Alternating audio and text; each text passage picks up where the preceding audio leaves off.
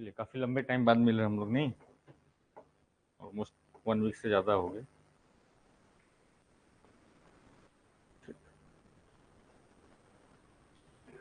हाँ जी, ठीक है। ओके, सो अभी जो है स्टार्ट करेंगे हम लोग स्पेस टेक्नोलॉजी के साथ। अच्छा, स्टूडेंट्स आ रहे हैं ऑफलाइन क्लास में कि नहीं आ रहे हैं? नेट से आ रहे हैं। चलो कोई नहीं, एक आइडिया रहे कितने बच्चे आएंगे तो उस हिसाब से स्टार्ट कर लेंगे ना, क्योंकि अभी जो मैं डील करने वाला हूँ ये फाउंडेशन बन जाएगा। अगर ये मिस हुआ तो फिर बाद में परेशानी मुझे ही होगी। क्यों? अरे इतनी सी बारिश तो मतलब क्या ही लेके चलोगे।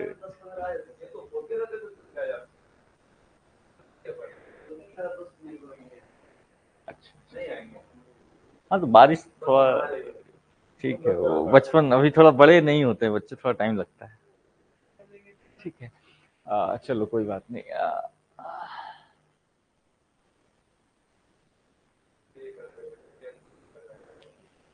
चलिए, अच्छा, पीछे वाली चीजें रिवाइज कर ली हैं आप लोगों ने? तो नहीं आए तो 5 मिनट देख लेते हैं फिर स्टार्ट कर लेंगे। हाँ, पीछे आपका क्या क्या हो चुका है जस्ट गो थ्रू वंस, ताकि आपका रिवीजन हो जाए, क्योंकि अगर आप रिवाइज नहीं करोगे चीजें आप भूलते चले जाओगे। तो क्या क्या कवर कर लिया हमने? सबसे पहले आपको रॉकेट टेक्नोलॉजी के बारे में बताया था, स्टार्ट वहीं से करा था, राइट?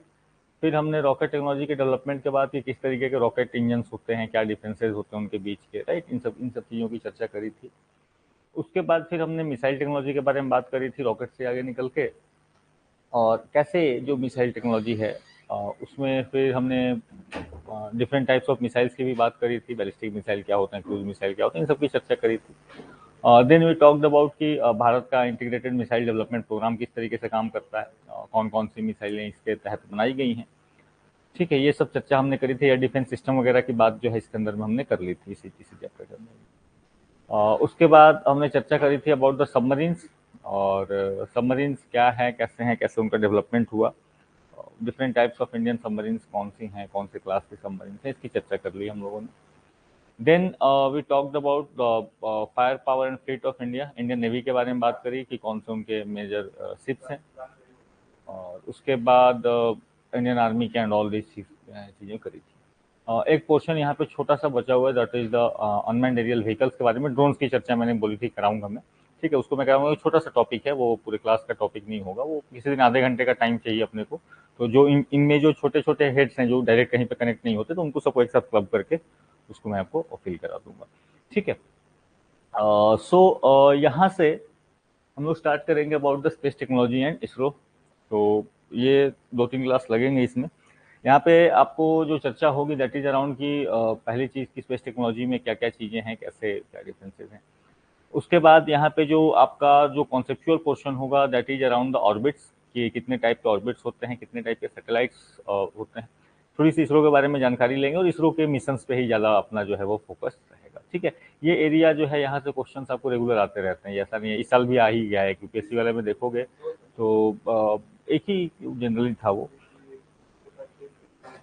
स्पेस से एक था, एक रडार वाला उन्होंने पूछा था, वो ठीक है, बट स्पेस से एक उन्होंने पूछा था, वो भी ऐसी टेक्नोलॉजी है, मतलब 2-3 साल पहले चर्चा हुई थी उसकी। तो वो उसको करंट नहीं, वो कंटेम्प, तो मैंने बोला ना, करंट के अलावा यूपीएससी कंटेम्प्रेरी पे फोकस करता है। वो ऐसी टेक्नोलॉजी है जो जनरली इंडिया के लिए नई है, वैसे पहले से वो यूज हो रही है, ऐसा नहीं कि वो टेक्नोलॉजी कुछ नहीं है, ठीक है। वो नासा वगैरह उन उस टेक्नोलॉजी को पहले से यूज कर रहे हैं। इसरो ने बात करी थी 3-4 साल, 2-3 साल हो गए पहले, कि हम भी इस टेक्नोलॉजी को अपने यहाँ डेवलप करेंगे। उन्होंने बार्क वगैरह से ये करी थी, बट उसके अलावा और कोई डेवलपमेंट था नहीं, तो उस टेक्नोलॉजी को उसने उठा के पूछ लिया। तो इस तरीके से थोड़ा बहुत कभी कभी वो कर लेते हैं ऐसे काम, ठीक है। हाँ जी, हाँ जी, हाँ जी, हाँ जी, बिल्कुल कर देंगे। याद तो करना पड़ेगा, चलो उतना ही करेंगे जितना काम का हो अपने, ठीक है। सो पहली चीज यहाँ पे जो चर्चा करेंगे कि स्पेस टेक्नोलॉजी की अगर हम बात कर रहे हैं तो स्पेस टेक्नोलॉजी है क्या। देखो, एक चीज समझ लेना कि जब हम स्पेस टेक्नोलॉजी की बात करेंगे, इसका मतलब केवल और केवल सैटेलाइट नहीं है। स्पेस टेक्नोलॉजी अपने आप में एक बहुत बड़ा फील्ड है। आप एक एक चीज जो भी स्पेस टेक्नोलॉजी से जुड़ी हुई है, जैसे रॉकेट्स का होना, ठीक है, आपको लॉन्च व्हीकल्स का बनना, सैटेलाइट्स का बनना, इवन स्पेस सूट जो आप बना रहे हो कि जो स्पेस में जाकर काम करेगा, that is also what, that is a type of space technology. आप किस तरीके के वहां पे मटेरियल्स होंगे, कैसे वहां पे काम होगा, वो सब कुछ जो आता है कहीं ना कहीं क्या होता है, वो आपको स्पेस टेक्नोलॉजी के अंदर में आ जाता है। नॉट ओनली कम्युनिकेशन डिवाइसेज उसमें क्या लगेंगे, कैसे आप एक दूसरे से कम्युनिकेट करेंगे, तो ये सारी की सारी चीजें जो है वो स्पेस टेक्नोलॉजी के अंदर में आ जाती हैं। ठीक है, तो आप यहाँ पे इसको ध्यान रखें कि व्हीकल, सैटेलाइट्स, स्पेस स्टेशन की बात हो गई, ऑर्बिटल लॉन्च व्हीकल्स हो गई, कम्युनिकेशन, स्पेस प्रोपल्शन सिस्टम, ये सब कुछ जो है आपको कवर करना है। This is not an ending list, majorly हमने इसको कवर कर लिया है कि ये 3 4 5 जो है ये मेजर तौर पे इसको माना जाता है कि ये स्पेस टेक्नोलॉजी का हिस्सा जो है ये आपको होगा। ठीक है, अगर हम इसके एप्लीकेशन की बात करें, एप्लीकेशन अगेन स्पेस टेक्नोलॉजी के एप्लीकेशन अगेन बहुत सारे हैं। जनरली जो यूज होता है तो आपको टेलीकम्युनिकेशन वगैरह, रिमोट सेंसिंग वगैरह के लिए यूज होती है, और टेलीविजन वगैरह के लिए। बट अगर आप देखें तो इसके बियॉन्ड भी स्पेस टेक्नोलॉजी के एप्लीकेशन आपको हो सकते हैं।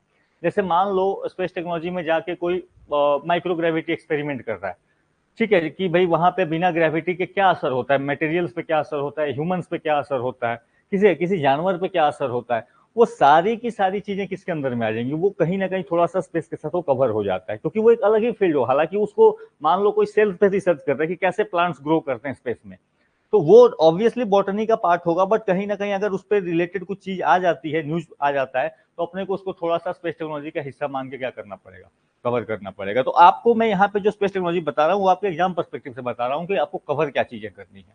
ठीक है, तो कोई वैसा भी एक्सपेरिमेंट जो आपको लगे कि चलो भाई ये तो ज्यादा डीप है, टेक्निकल है, यहाँ से नहीं पूछा जाएगा, बट अगर उसको स्पेस में किया गया है, कुछ रिजल्ट्स आए हैं वैसे, तो फिर आप उसको अपने एग्जाम पर्पज से क्या करेंगे, आप कवर करेंगे। ठीक है, तो ये मेजर मुद्दे आपको रहेंगे स्पेस टेक्नोलॉजी के। मेजरली जो हम चर्चा करते हैं दैट इज रिलेटेड टू कि मेट्रोलॉजी के लिए यूज होता है, कम्युनिकेशन के लिए यूज होता है, आपको टेलीविजन के लिए यूज होता है, नेविगेशन के लिए आज के डेट में यूज हो रहा है। ठीक है, ये एक ऐसा फील्ड है जो आपको रेगुलर अपडेट रहना ही रहना है, बट इसके अलावा जो मैंने चीजें बताई आपको उसको लेकर भी थोड़ा बहुत क्या करते रहना, अपने आप को अपडेट करते रहना है।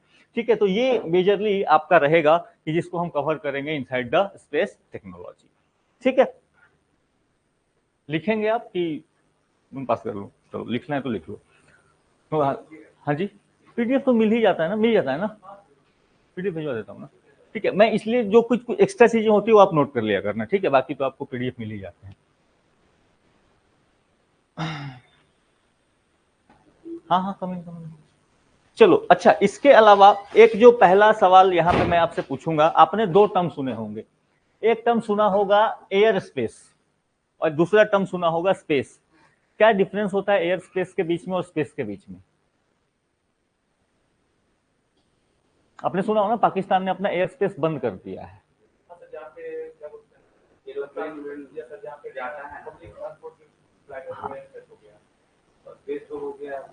देखो, ऐसा कोई ब्रॉड इनके बीच में डिमार्केशन नहीं है कि आप स्पेस किसको बोलोगे, एयर स्पेस किसको बोलेंगे। एयर स्पेस जनरली हम यूज करते हैं उन जगहों के लिए जहां पे फ्लाइट्स आपको फ्लाई करती है, लेकिन ये इसका जो कॉन्सेप्चुअल अंडरस्टैंडिंग वो है कि एयर स्पेस जो है ये किसी कंट्री की प्रॉपर्टी होती है, उस पे कंट्री का वो एरिया जो है वो किसी कंट्री का अधिकार होता है, वो चाहे तो उसको बंद कर सकता है, उसको ओपन कर सकता है।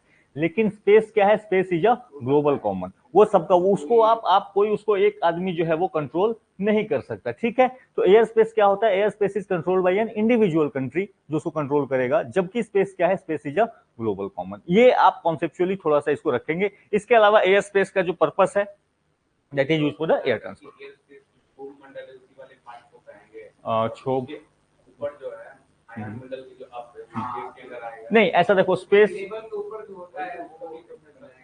देखो देखो, जैसे आप आपको जैसे जो फ्लाइट्स वगैरह होती हैं, अब स्पेस और ये दोनों में थोड़ा सा डिफरेंस ये हो जाता है कि 12 नॉटिकल माइल्स तक, 24 नॉटिकल माइल्स तक, वो ठीक है।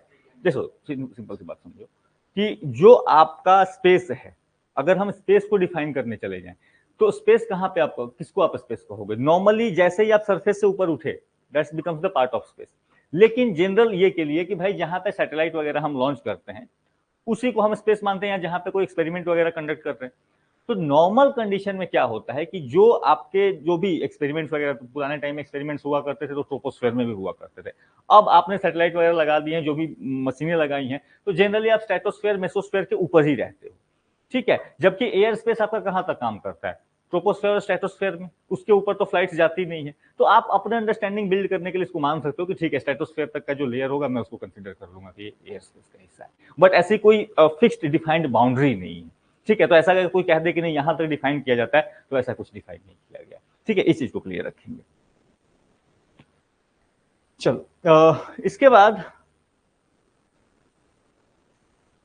अपने को थोड़ा सा डेवलपमेंट स्पेस में, स्पेस रिलेटेड चीजों को करने का डेवलपमेंट कितना वो देखो। क्रिस्ट मैंने कोशिश करी है कि जो मेजर इवेंट्स हुए हैं उसको कर लें, क्योंकि अपने को याद भी करना है। ठीक है, पढ़ने को तो बहुत सारा पढ़ लोगे, लेकिन जो मेजर डेवलपमेंट्स हुई हैं उसको कोशिश करेंगे कि उसको याद कर लें। ठीक है, तो पहली कोई कंट्री जिसने की कोई भी टेक्नोलॉजी या स्पेसक्राफ्ट स्पेस में डाला तो it was what, it was USSR. ठीक है, तो यूएसएसआर ने स्पुतनिक 1 लॉन्च किया। ये देखो, ये टोटली फैक्ट्स हैं, इसमें समझने कुछ नहीं है, फैक्ट्स हैं, बट आपको जानना होगा सीक्वेंस में। ठीक है, तो स्पुतनिक 1 सैटेलाइट को लॉन्च किया ऑन अक्टूबर 4, 1947। डेट ना भी याद रहे, ईयर याद रख लेना। ठीक है, भारत की आजादी और उसी साल पहला सैटेलाइट का लॉन्च होना। ठीक है, तो कैसे भी रिलेट करके याद रख लो, चीजें आपको याद रह जाएंगी। उसके बाद ह्यूमन स्पेस फ्लाइट, पहला ह्यूमन स्पेस फ्लाइट जो चला, मतलब जो कि ह्यूमन को लेके गया स्पेस में।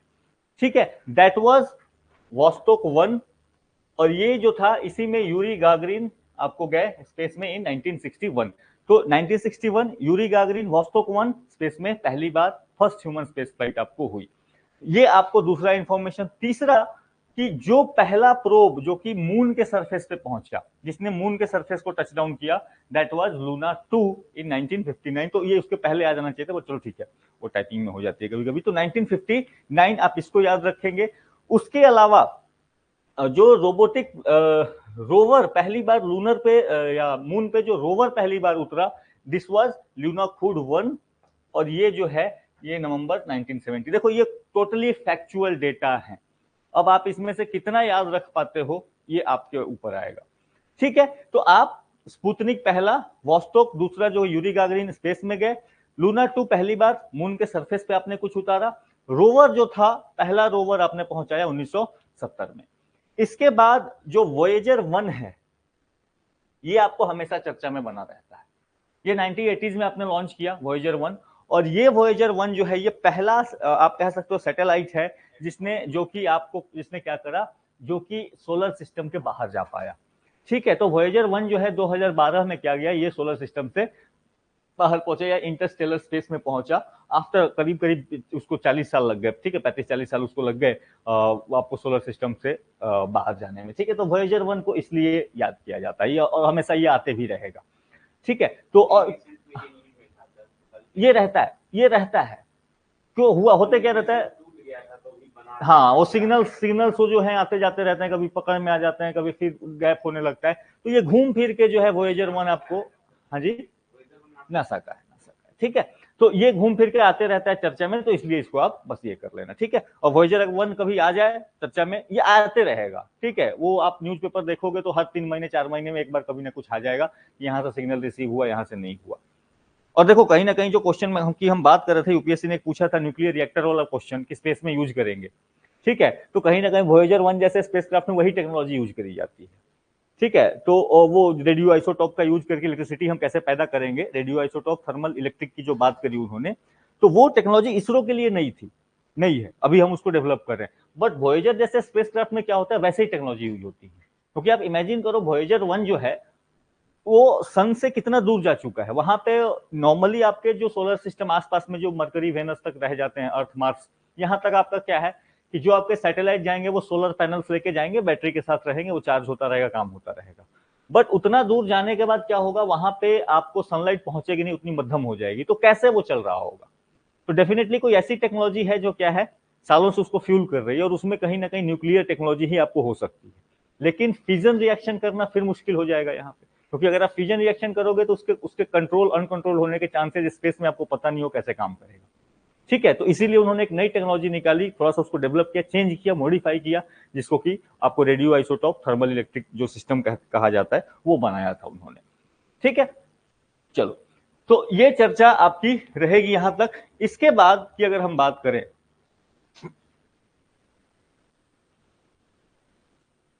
सो ये आपको मेजर डेवलपमेंट करने के बाद इसरो की चर्चा मैं पूरी अलग से ही करूंगा, ठीक है, क्योंकि अगर आपको जनरली यूपीएससी या बीपीएससी हो उसको बहुत डिटेल में पूछना होगा तो इसरो के बारे में पूछ लेगी, ठीक है, बाहर वाले आप इतने ही याद रखोगे।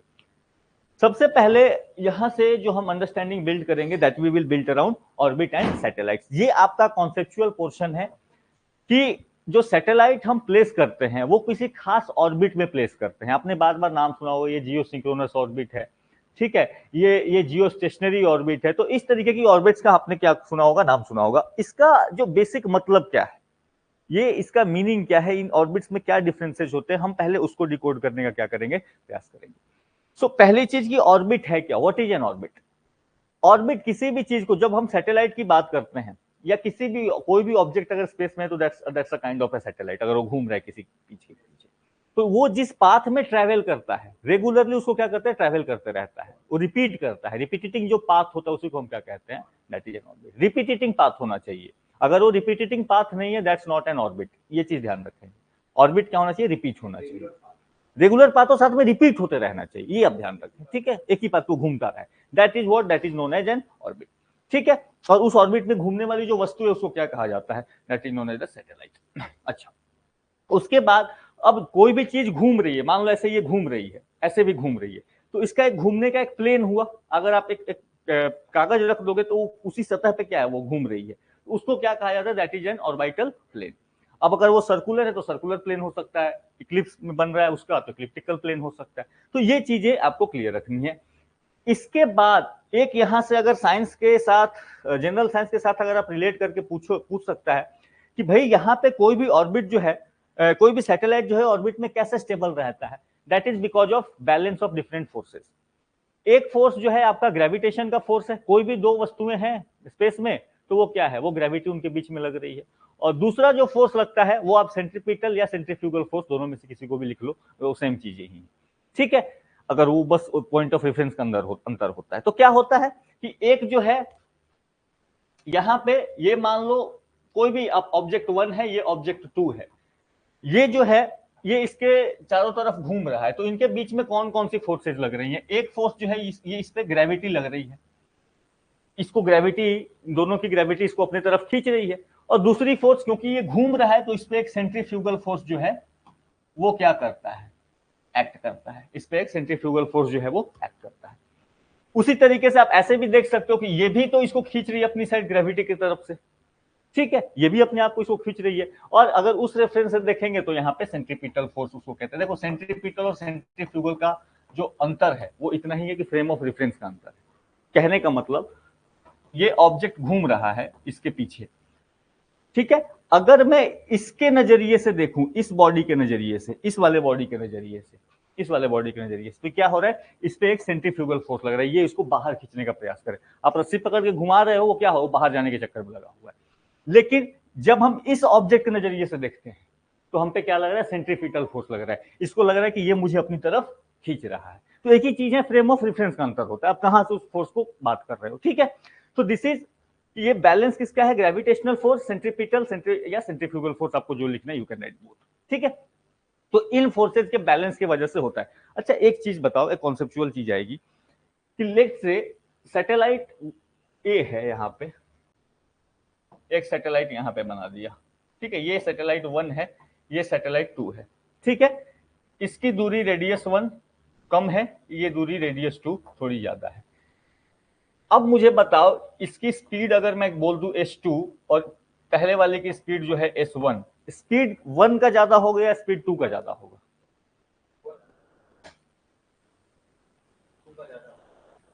सोच के बताओ।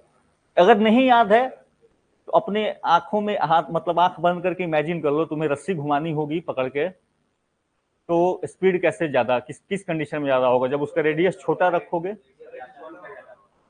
हाँ जी,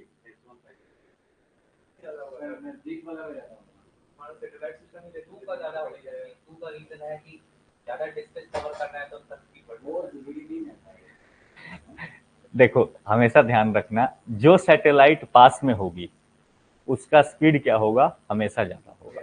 बैलेंस आपको करना पड़ता है फोर्सेज को, क्योंकि अगर उससे उस पे नहीं, छोटा वाला देखो, इसके पीछे का बेसिक आइडिया बताता हूँ क्या है। क्योंकि छोटा वाला है उसके पास फोर्स ज्यादा, उस पर ग्रेविटी ज्यादा एक्ट कर रही है, तो वो जब ज्यादा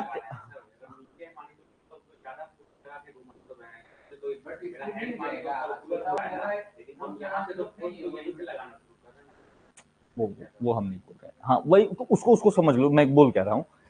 इन दोनों के बीच में ग्रेविटेशनल फोर्स ज्यादा है, और जो इसको सेंट्रीपिटल फोर्स मिलेगा या सेंट्रीफ्यूगल फोर्स मिलेगा वो डिपेंड करेगा इसके स्पीड पे। इसका स्पीड जितना ज्यादा होगा, इसका सेंट्रीपिटल फोर्स क्या होगा या सेंट्रीफ्यूगल फोर्स क्या होगा, उतना ज्यादा होगा। ये सिंपल सी इक्वेशन आपको होती है। अब अगर इसको ज्यादा खींच रहा है ये, तो इसको ज्यादा फोर्स चाहिए ताकि अपने ऑर्बिट में क्या कर ये मेंटेन करे, यानी इसको ज्यादा सेंट्रीफ्यूगल फोर्स बनाना होगा। तो सेंट्रीफ्यूगल फोर्स उसको ज्यादा मेंटेन करना होगा, तो उसको स्पीड क्या करना पड़ेगा, बढ़ाना पड़ेगा। जैसे स्पीड कम करेगा ये खींच के चलाएगा इसमें, जैसे स्पीड इसकी थोड़ी सी कम होगी ये खींचा चलाएगा। बट क्योंकि ये दूर है, उस पर ग्रेविटेशनल फोर्स भी कम एक्ट कर रहा है, तो उसका क्या हो सकता है, वो थोड़ा कम स्पीड भी से भी चलेगा, तो उतना सेंट्रीपिटल फोर्स उसको क्या हो जाएगा, बैलेंस हो जाएगा। तो हमेशा याद रखना, मैंने कहीं से इमेजिन कर लो, आपको लिंक करके आना चाहिए, आप कहीं से भी लिंक करके आप पहुंचो कंक्लूजन पे, ठीक है। तो ये चीज आप ध्यान रखना। कोई भी सैटेलाइट होगी, पास में है उसकी स्पीड क्या होगी, ज्यादा होगी, दूर में है उसकी स्पीड क्या होगी, कम होगी। चलो अब आते हैं टाइप्स ऑफ ऑर्बिट्स में, कि कितने टाइप के ऑर्बिट होते हैं। टाइप्स ऑफ ऑर्बिट को देखो डिवाइड करने के अलग अलग तरीके हो सकते हैं, अलग अलग तरीके से इसको डिवाइड किया जाता है, ठीक है। इसका जो डिवीजन किया जाता है दो बेसिस पे किया जाता है। एक तो इंक्लिनेशन के बेसिस पे किया जाता है, ठीक है, ये कितना झुका हुआ है, यानी किस तरीके का प्लेन में ये रोटेट कर रहा है। दूसरा जो डिवीजन किया जाता है that on the basis of altitude, कि किस हाइट पे है, किस हाइट पे ये मूव कर रहा है। इन दो बेसिस पे क्या कर जाता है, इसको आपको डिटरमाइन किया जाता है। अगर इंक्लिनेशन की बात करें, इंक्लिनेशन की बात करें तो जनरली यहां पे आपको एक्सट्रीम में हो जाएगा पोलर ऑर्बिट्स। हम क्योंकि अर्थ के रेफरेंस से बात करें, पोलर ऑर्बिट्स, ठीक है। पोलर ऑर्बिट्स क्या होंगे, आपको अर्थ है नॉर्थ पोल, साउथ पोल, तो इसके अराउंड अगर वो घूम रहा है, इसके अराउंड घूम रहा है, this is what, this is a polar orbit. दूसरा ऑर्बिट क्या हो सकता है, that is the equatorial orbit. Equatorial orbit हो सकता है, यानी कि अगर वो इस तरीके से इक्वेटर के चारों तरफ घूम रहा है ऐसे, तो then this becomes what, this becomes equatorial orbit. और तीसरे ऑर्बिट हो सकते हैं इन बिटवीन देम, इनके बीच का और कोई भी ऑर्बिट होगा, तो वो इस इन दोनों के बीच का ऑर्बिट होगा, या तो पोल से इक्वेटर के बीच में कोई भी प्लेन में घूमे, किसी भी इंक्लाइन में घूमे, तो वो तीसरा तरीका आपका हो सकता है। हाँ जी, प्लूटो का कैसा है बताओ। प्लूटो, प्लूटो किसके रेफरेंस में बात करोगे, सन के रेफरेंस में ना। सन के रेफरेंस में बात करो तो प्लूटो का है तो इक्लिप्टिक, ये इक्वेटोरियल टाइप ऑर्बिट ही है उसका, ठीक है, क्योंकि सन के पोल्स जैसी कोई कॉन्सेप्ट नहीं है, तो कोई भी ऑर्बिट वहां पे हो जाएगा तो इक्वेटोरियल ऑर्बिट ही आएगा। बट उसका ऑर्बिट जो है ना वो आपको आते इसेंट्रिसिटी की बात आ जाएगी वहां पे, ठीक है, इसेंट्रिसिटी से डिस्कस कर जस्ट ए मिनट।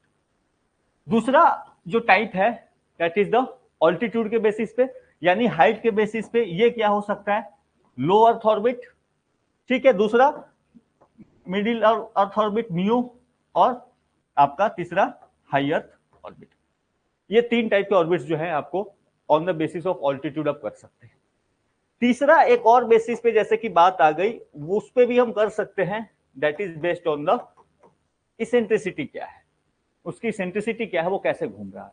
तो इसमें जनरली आपका दो टाइप हो सकता है, एक सर्कुलर होगा, यानी वो प्योर सर्किल में घूम रहा है, प्योर सर्किल में घूम रहा है, हमेशा उसकी डिस्टेंस क्या बनी रहेगी, सेम बनी रहेगी। या दूसरा क्या हो सकता है, that can be an ecliptic orbit, यानी वो एक इलिप्स में घूम रहा है, इलिप्टिक ऑर्बिट, ठीक है।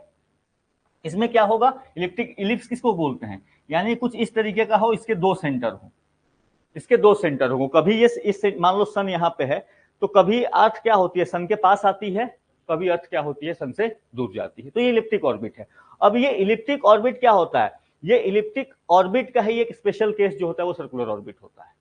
ये घूमते घूमते ये ऐसा हो सकता है ना कि एक ऐसा भी, ये भी एक इलिप्स है, एक इलिप्स ये भी है, this is also an ellipse, मैंने क्या कर दिया, इसको छोटा कर दिया, यहाँ पे इस तरीके के इसके ये रहेंगे। एक इलिप्स ये भी हो सकता है ऑलमोस्ट सर्कुलर, ठीक है, तो क्या होते जाएंगे, इसके सेंटर हमेशा पास आते जाएंगे, और होते होते ये इतना ऐसा होता जाए कि दोनों सेंटर एक जगह पे आ जाए, तो फिर वो क्या बन जाता है, वो सर्कुलर बन जाता है। ठीक है, तो इलिप्स भी कई तरीके के हो सकते हैं, यहाँ पे इसकी चर्चा हम करते हैं इसेंट्रिसिटी के बेसिस पे, तो उतना ये में नहीं जाएंगे, मैथमेटिक्स में नहीं जाएंगे, बट ये इस तरीके से ऑर्बिट्स को आपको क्या किया जाता है, डिवाइड किया जाता है। ठीक है, तो polar orbits, north south pole के अराउंड आप घूम रहे हो। अब पोलर ऑर्बिट क्या हो सकता है, पोलर ऑर्बिट सर्कुलर भी हो सकता है, पोलर ऑर्बिट इलिप्टिक भी हो सकता है। पोलर ऑर्बिट आपका क्या बता रहा है, पोलर ऑर्बिट आपका बता रहा है कि उसका ओरिएंटेशन क्या है घूमने का, but it can be elliptic और circular. Similarly polar orbit can be low earth orbit, middle earth orbit और हाई अर्थ ऑर्बिट, ये पॉसिबल। इसी तरीके से इक्वेटोरियल ऑर्बिट भी क्या हो सकता है, इनमें से इक्लिप्टिक भी हो सकता है, सर्कुलर भी हो सकता है, लो अर्थ, मिडिल अर्थ, हाई अर्थ ऑर्बिट भी हो सकता है, या इनमें से बीच का भी कोई ऑर्बिट है, कोई बीच का भी इंक्लिनेशन है, तो उस बेसिस पे आप फिर इनमें से कोई ना कोई आपका काम कर जाएगा। तो इस तरीके से बहुत तरीके के आपको जो है ऑर्बिट्स पॉसिबल है, बट सैटेलाइट लॉन्चेज के लिए लिमिटेड ऑर्बिट्स का ही यूज होता है, क्योंकि हर किसी की अपनी खासियत है, हर किसी की अपनी एडवांटेजेस हैं, हर किसी की अपनी डिसएडवांटेज है। ठीक है, तो ये पिक्चर क्लियर रखना जब हम बात कर रहे हैं तो।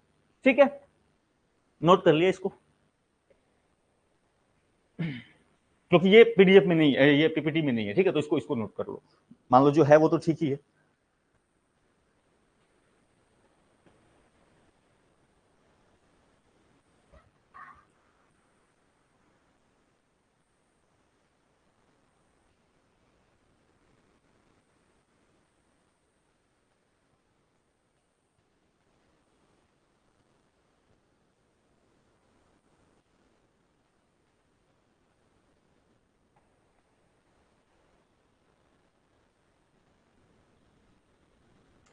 कोई स्पेलिंग ना समझ में आए तो आप पूछ लेना, ठीक है, मेरी हैंडराइटिंग बुरी है, आई नो, तो यू कैन आस्क।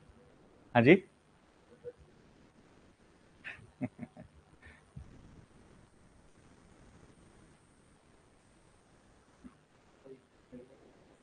कौन सा,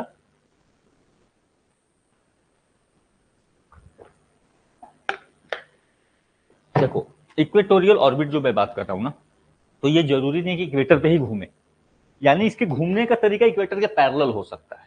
इक्वेटर के पैरेलल ये यहां भी हो सकता है, ये यहां भी हो सकता है, लेकिन घूमने का जो तरीका होगा इक्वेटर के पैरेलल होकर घूमेगा, दैट इज इक्वेटोरियल। ठीक है, जैसे हम जो जनरली हम जो जिस ऑर्बिट को पढ़ते हैं that is the geostationary earth orbit हम पढ़ेंगे। ठीक है, जियो ऑर्बिट जिसको कहते हैं, तो वो क्या होता है, that is a type of equatorial orbit, तो एक स्पेसिफिक केस है इक्वेटोरियल ऑर्बिट का, जो कि एक पार्टिकुलर डिस्टेंस पे रहता है। ठीक है,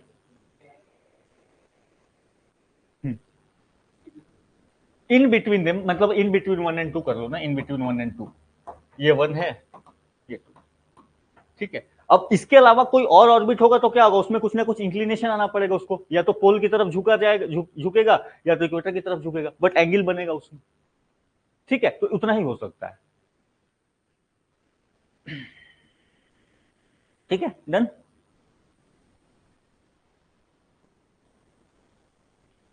चलो, सो टाइप्स ऑफ ऑर्बिट में पहली जो चर्चा करेंगे that is we will talk about polar orbit. देखो, ये हमने जो कॉन्सेप्चुअल आपको बताया कि पोलर ऑर्बिट क्या होना चाहिए, पोल से पास करना चाहिए, बट जनरली सैटेलाइट्स के केस में अगर वो पोल से 5-10 डिग्री टिल्ट करके भी मूव कर रहा है तो that is considered as what, that is considered as polar orbit. ठीक है, इन प्रैक्टिकल सेंसेस ये क्या होता है, जनरली तो इसको कहा जाता है कि भाई 90 डिग्री का इसका इंक्लिनेशन होना चाहिए इक्वेटर से, यानी ये मूव कैसे करना चाहिए, अर्थ है नॉर्थ पोल साउथ पोल, तो ये इस तरीके से मूव करना चाहिए। लेकिन प्रैक्टिकलिटी में अगर ये 5-10 डिग्री इधर उधर भी होता है, वो इंक्लाइंड भी है, तो उसको हम पोलर ऑर्बिट ही कंसीडर करते हैं। पहली चीज ये ध्यान रखना। ठीक है, इसके अलावा होता क्या है, ऐसे अगर घूमेगा, दूसरी चीज यहां पे ये ध्यान रखना कि पोलर ऑर्बिट जनरली क्या होता है, जनरली इसको लो अर्थ ऑर्बिट में रखा जाता है। इसका जो बेसिक पर्पस होता है वो ऑब्जर्वेशन होता है। क्यों, क्योंकि अगर ये पोल से पास करेगा, जस्ट इमेजिन करो ये इस ऑर्बिट में घूम रहा है और अर्थ क्या कर रही है, अर्थ रोटेट कर रही है, राइट। तो अर्थ रोटेट करेगी, जब अगला चक्कर ये सैटेलाइट लगाएगा तो क्या होगा, ये इस पार्ट से अर्थ के इस पार्ट से पास करेगा, जब ये तीसरा चक्कर लगाएगा तो ये अर्थ का क्या करेगा, अलग पार्ट से पास करेगा। यानी कि हर चक्कर में ये अर्थ के डिफरेंट पार्ट्स को क्या करता जाएगा, देखता जाएगा, उसके सामने आता जाएगा।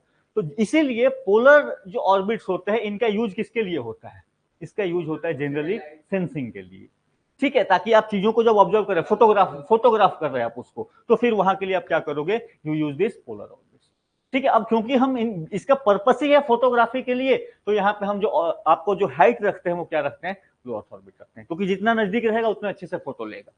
प्रैक्टिकल सेंस में यहाँ पे हम चाहे तो मीडियम अर्थ में रख सकते हैं, चाहे तो हम हाई अर्थ और अर्थ ऑर्बिट में भी रख सकते हैं, लेकिन क्योंकि हमारा पर्पस ही है फोटोग्राफी, क्योंकि हर बार ये हर चक्कर में क्या हो रहा है, अर्थ के अलग अलग हिस्सों से पास हो रहा है, तो फोटोग्राफी करने के लिए इसका यूज कर रहे हैं, इसलिए हम क्या करते हैं, लो अर्थ ऑर्बिट में इसको रखते हैं जनरली, ठीक है। तो ये चीज आप क्लियर रखेंगे। इसके डिसएडवांटेज क्या है, और location can not be under continuous surveillance, आप रेगुलर उस पर नजर बना के रखना चाहते हो, कम्युनिकेशन करना चाहते हो, नहीं होगा, क्योंकि जैसे ही अगला चक्कर सैटेलाइट लगा के आएगा वो अपने पाथ से घूम चुका होगा, वो अपनी जगह से मूव हो चुका होगा, ठीक है। तो इसलिए इसका यूज क्या होता है, इसका यूज होगा आपको अर्थ मैपिंग के लिए, कई बार वेदर सैटेलाइट्स के रूप में भी इसका यूज होता है, रिमोट सेंसिंग सैटेलाइट्स, रिकोनेसेंस, जैसे वो वाली मूवी देखी थी ना परमाणु वाली, वो एक टाइम में आता है घूम के, ठीक है, तो वो that's a type of polar satellite vehicle, वो पोलर सन सिंक्रोनस था, वो पोलर सन सिंक्रोनस था, नॉट एक्जेक्टली पोलर था, बट इसी तरीके का होता है, ठीक है। ये पोलर ऑर्बिट का एक स्पेसिफिक केस है, polar sun synchronous orbit, but वो आएगा, ठीक है। अच्छा, दूसरी चीज याद रखना कि यहां पे generally satellites take 90 minutes to complete one revolution, sorry, ठीक है। लो अर्थ ऑर्बिट में है, स्पीड फास्ट है, यानी कि एक चक्कर क्या करेगा, बहुत ही जल्दी लगाएगा, ऑलमोस्ट 90 मिनट्स में ये एक चक्कर क्या कर लेता है, अपना पूरा कर लेता है, यानी अगर देखो तो पूरे दिन में अर्थ के 14-15 चक्कर से ज्यादा लगा लेगा ये, 14-15 चक्कर तो हो ही जाएगा ना, 15 चक्कर हो जाएगा, 24-16 16, ऑलमोस्ट मान के चलो कि 16 रोटेशन ये क्या कर लेगा, अर्थ के लगा लेगा। तो ये आपको पोलर ऑर्बिट ध्यान रखना है, ठीक है।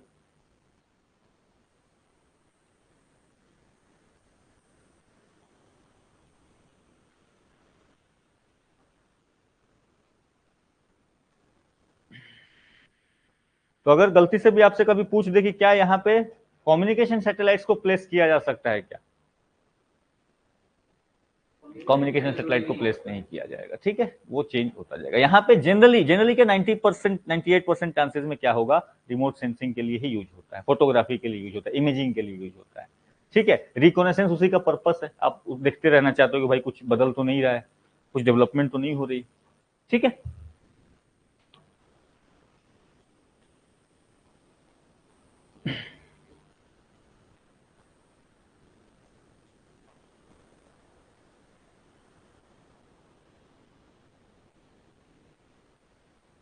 डन। दूसरा जो ऑर्बिट है that is the sun synchronous polar orbit, इसको कहा जाता है सन सिंक्रोनस पोलर ऑर्बिट, या कभी कभी केवल सन सिंक्रोनस ऑर्बिट भी कहा जाता है, ठीक है। ये एक स्पेसिफिक केस होता है पोलर ऑर्बिट का, ये पोलर ऑर्बिट ही है, बट ध्यान रखना मैंने क्या बोला, पोलर ऑर्बिट थोड़ा सा झुका हुआ भी हो सकता है, 9 डिग्री 10 डिग्री वो झुकाव हो सकता है। इस केस में क्या होता है सन सिंक्रोनस पोलर ऑर्बिट में, कि ये सन के साथ ट्यूनिंग में होता है, सन के साथ सिंक्रोनाइज हो सकता है। ऐसा समझो कि ये इक्वेटर को हर दिन हर बार इक्वेटर को एक स्पेसिफिक टाइम पे पास करेगा, हर बार इक्वेटर को एक स्पेसिफिक टाइम पे क्रॉस करेगा, यानी सन के साथ इसका जुड़ाव होगा। देखो जैसे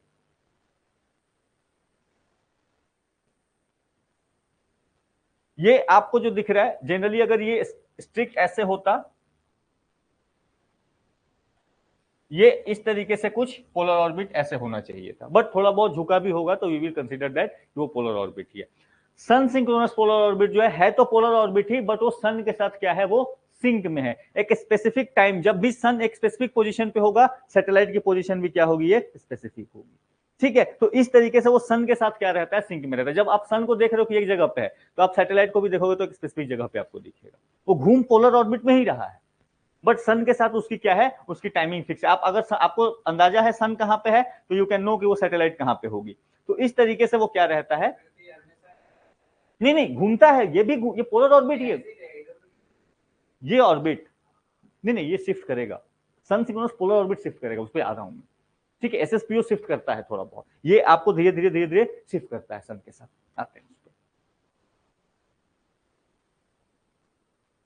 ठीक है, तो ये चीज पहले एक चीज तो याद रखना, तो ये क्या होता है, it allows a satellite to pass over a spot on the earth at the same time of the day. एक लिमिटेड टाइम, एक स्पेसिफिक टाइम पे क्या होगा, एक स्पेसिफिक जगह से ही वो पास करेगा। ठीक है, तो पोलर ऑर्बिट का ये स्पेशल केस। अब क्या है कि क्योंकि सन के साथ ये एक डेफिनिट एंगल बना रहा है, तो सन के साथ इसको डेफिनिट एंगल को मेंटेन रखने के लिए क्या करते रहना पड़ता है, इसको धीरे धीरे शिफ्ट होते रहना पड़ता है अपनी जगह से। तो हर बार क्या करेगा, it shift approximately how much, approximately 1 degree per day, क्योंकि 360 डिग्री 365 दिन, इसलिए मैंने अप्रोक्सीमेटली 1 डिग्री लिख दिया है। ठीक है, वो 1 डिग्री से थोड़ा सा इधर हो जाएगा। Again these are also what, these are the low earth orbit. Purpose इसका भी सेम है, कुछ अलग नहीं है, पर्पस इसका भी सेम है। यहाँ पे भी अगर आप सैटेलाइट्स देखोगे भारत के, तो कार्टोसैट 3, हाइसिस, अर्थ ऑब्जर्वेशन सैटेलाइट 4, इनकी चर्चा थोड़ी बहुत करेंगे। तो कार्टोसैट किस लिए था, कार्टोग्राफी के लिए, ठीक है, आप मैपिंग कर रहे थे। हाइसिस ये आपको एक तरीके से इमेजिंग के लिए ये भी बना था, हाइपरस्पेक्ट्रल इमेजिंग सैटेलाइट। और तीसरा जो है अर्थ ऑब्जर्वेशन सैटेलाइट। तो ये आप ध्यान रखेंगे कि sun synchronous polar orbit special case है पोलर ऑर्बिट का, जहां पे कि सन के साथ ये क्या है, सिंक में होता है, कि स्पेसिफिक टाइम में एक स्पेसिफिक लोकेशन के साथ ये आपको दिखेगा। ठीक है, सन के साथ इसका एंगल जो है वो क्या होगा, हमेशा फिक्स होगा।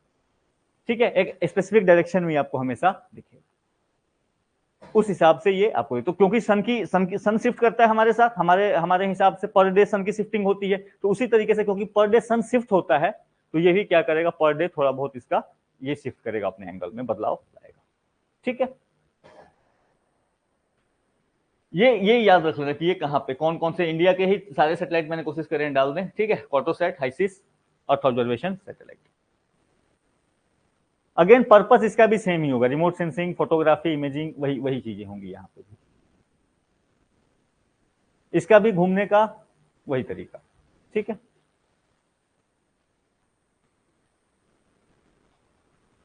दिन भर में 15-16 चक्कर ये भी अपना पूरा कर लेगा।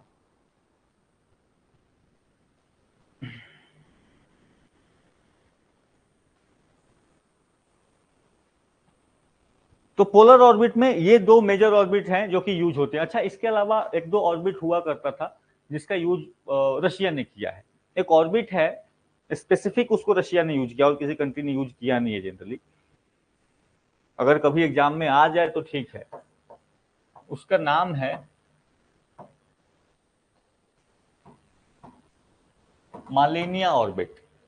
ये ऑर्बिट स्पेसिफिकली रशिया ने यूज किया। ये ऑर्बिट दिखता कैसा, आप देखोगे तो अभी समझ में आ जाएगा। ये ऑर्बिट जो है पोलर ऑर्बिट कैसा होगा कि करीब करीब कुछ इस तरीके का आपको दिखेगा, जितना डिस्टेंस इस पोल से उतना ही डिस्टेंस इस पोल से कवर करेगा। मालिनिया ऑर्बिट जो होती है वो कुछ ऐसे दिखेगी आपको। ये एक इसेंट्रिक ऑर्बिट है, आप कह सकते हो इक्लिप्टिक ऑर्बिट है। ये कुछ ऐसा घूमेगा सैटेलाइट, यानी कि क्या होगा, जब वो नॉर्दर्न हेमिस्फीयर में है तो सैटेलाइट ज्यादा देर तक नॉर्दर्न हेमिस्फीयर में वो लंबा चक्कर लगा रहा है, तो नॉर्दर्न हेमिस्फीयर में ज्यादा देर तक है तो रशिया को ज्यादा देर तक कवर करते रहेगा। जैसे ही सदर्न हेमिस्फीयर में आया, काफी तेजी से इसने अपना ऑर्बिट को छोटा किया, ये बढ़ गया। ठीक है, ये एक स्पेसिफिक ऑर्बिट है जो रशिया यूज किया करता है, क्योंकि रशिया पूरा का पूरा नॉर्थ में ही है, विस्तार है, उसको टाइम भी लगेगा करने के लिए। ठीक है, तो इसलिए उसने इस मालिनिया ऑर्बिट का यूज किया था। कभी पूछ करता है कभी कभी। ठीक है, तो ये कभी, या इसी का एक और वेरिएशन था, that is known as the tundra orbit. ठीक है, टुंड्रा ऑर्बिट इसी का एक वेरिएशन है वो भी, बट वो रशिया ही यूज करता है, बाकी किसी के लिए वो ये नहीं है। बट कभी अगर पूछ ले वी डोंट नो तो उसको ध्यान रखना, बाकी यहाँ पे और कुछ नहीं है। ठीक है, डन। तो पोलर ऑर्बिट में और कुछ यहाँ पे खास रहेगी। दूसरा आता है इक्वेटोरियल ऑर्बिट। तो इक्वेटोरियल ऑर्बिट आपको प्लेन में जो है वो समझा चुका हूं। Again this lies close to the equatorial plane, और इसका इंक्लिनेशन कितना होना चाहिए, 0 डिग्री। ये आपका जरूरी नहीं है कि इक्वेटर के ऊपर से पास करे, इक्वेटोरियल प्लेन के पैरेलल में है ये प्लेन। ठीक है, तो कोई अगर सैटेलाइट यहां भी घूम रही है, उसका डायरेक्शन वही है घूमने का, तो it will be a equatorial. ठीक है, उसका घूमने का डायरेक्शन जो है वो इस तरीके से चला जाता है। जनरली जो इक्वेटोरियल प्लेन, क्योंकि यहाँ पे वैसा कुछ है नहीं कि आप उस तरीके से लॉन्च करोगे, कोई भी कंट्री जो लॉन्च करती है एक स्पेसिफिक पर्पस होता है। तो यहाँ पे करके वो कोई स्पेसिफिक पर्पस अपना फुलफिल नहीं कर पाती। तो यहाँ पे जनरली इक्वेटोरियल ऑर्बिट में जो यूज करी जाती है वो करी जाती है कम्युनिकेशन के लिए, आता हूं क्यों, बट ये ध्यान रखना कि इक्वेटोरियल ऑर्बिट जनरली यहाँ से यहाँ पे अगर आप किसी सैटेलाइट को पहुंचाना चाहते हो, क्योंकि इक्वेटोरियल ऑर्बिट के रूप में जो यूज होता है वो है जियो स्टेशनरी ऑर्बिट, जियो स्टेशनरी अर्थ ऑर्बिट और जियो सिंक्रोनस ऑर्बिट। ये दो ऑर्बिट जो हैं इक्वेटोरियल प्लेन में है जो कि यूज होते हैं, ठीक है। लेकिन यहाँ पे पहुंचाने के लिए जहां जो हम सैटेलाइट लॉन्च करते हैं वो इक्वेटर से लॉन्च करना चाहते हैं। यहाँ पे आपको दो तरह के सैटेलाइट लॉन्च होंगे, एक कम्युनिकेशन सैटेलाइट होगा और दूसरा जो होगा दैट विल बी आपका मेट्रोलॉजी से रिलेटेड रिसर्च करने के लिए होती है। स्पेसिफिकली आपको इसलिए होता है, देखो, क्योंकि इक्वेटर के पास जो है मैग्नेटिक इक्वेटर, यानी कि यहाँ पे आपको मैग्नेटिक फोर्सेज जो होती हैं वो काफी बैलेंस होती है, डिस्टर्ब नहीं करती है। तो यहाँ से आपको अर्थ रिलेटेड जो आपको ऑब्जर्वेशन करने हैं, एटमोस्फेयर रिलेटेड जो रिसर्च वगैरह करने हैं, तो वो यहाँ पे बेहतर किया जा सकता है। तो इक्वेटोरियल ऑर्बिट में अगेन बहुत सारे वेरिएशंस हैं, बट हम जो पढ़ेंगे हम स्पेसिफिक इक्वेटोरियल ऑर्बिट्स को पढ़ेंगे जिसका कि यूज होता है सैटेलाइट करने कम्युनिकेशन के लिए, ठीक है। तो इक्वेटोरियल ऑर्बिट अपने आप में एक बहुत बड़ा वाइडर टर्म है, ठीक है, इतना बस ध्यान रखेंगे।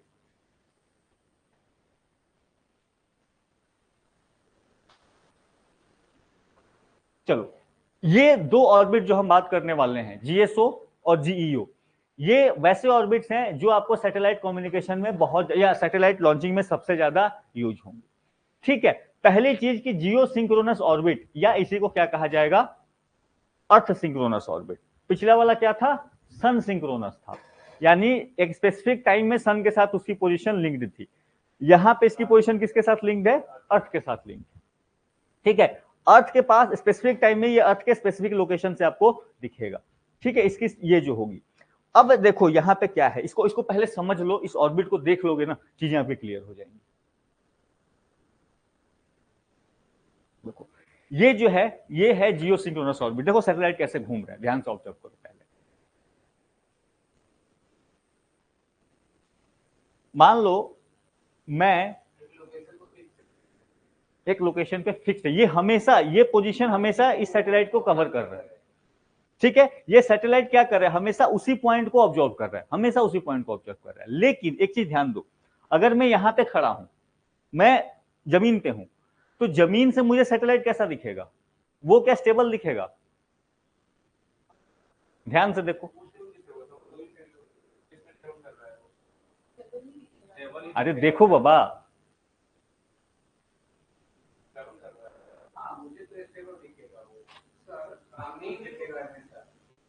सामने दिखेगा ऑब्वियसली, बट ये सैटेलाइट हमेशा क्या होता है, ये नॉर्थ एंड साउथ मूव करते हुए दिखता है, ठीक है। ये आपको हमेशा क्या होगा, स्टेबल तो है ये, बट आपको जो है ये इस तरीके से स्पेस में 8 बनता हुआ दिखेगा। अब ध्यान दो इस चीज को,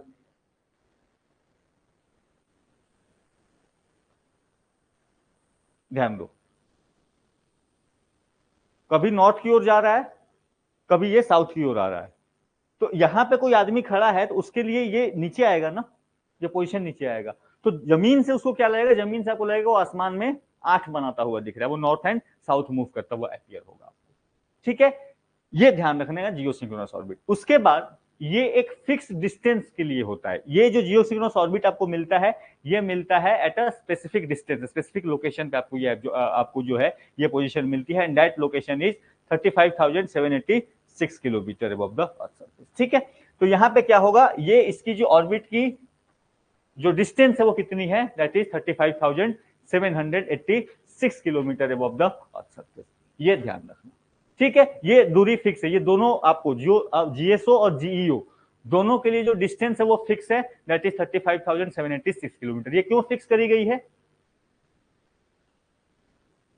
क्योंकि आपको हमेशा एक पोजीशन के सामने रहना है। तो अगर इसकी स्पीड कम होगी, सॉरी ये पास में होगा, अगर ये पास में होगा तो इसकी स्पीड क्या हो जाएगी, ज्यादा हो जाएगी, तो ये हमेशा इसके सामने नहीं रह पाएगा। अगर ये उस पोजीशन से दूर हुआ तो उसकी स्पीड कम हो जाएगी, फिर से इस पोजीशन के साथ वो हमेशा सिंक में नहीं रह पाएगा।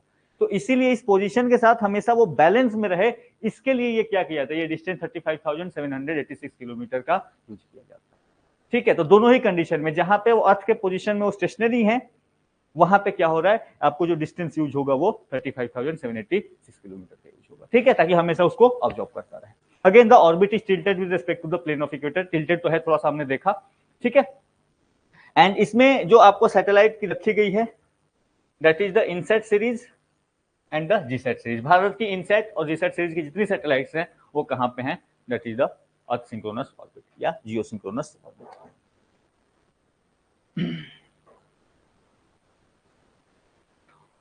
ये कितने देर में एक चक्कर लगा लेगी, ठीक है, ये बस ऐसे ही पूछ लेगा, ये इसलिए पूछ लिया क्योंकि अभी आपको याद है, कभी पूछ लिया बाद में एग्जाम में, अच्छा जियो सिंक्रोनस ऑर्बिट जो है वो कितने देर में आपको एक चक्कर लगाती है, तो शायद आप गलतियां कर जाओ, तो ठीक है अब ना करना, ठीक है। जियो सिंक्रोनस है, अर्थ के साथ सिंक में है, जितने देर में अर्थ घूमेगी उतने देर में ये घूमेगा, ठीक है।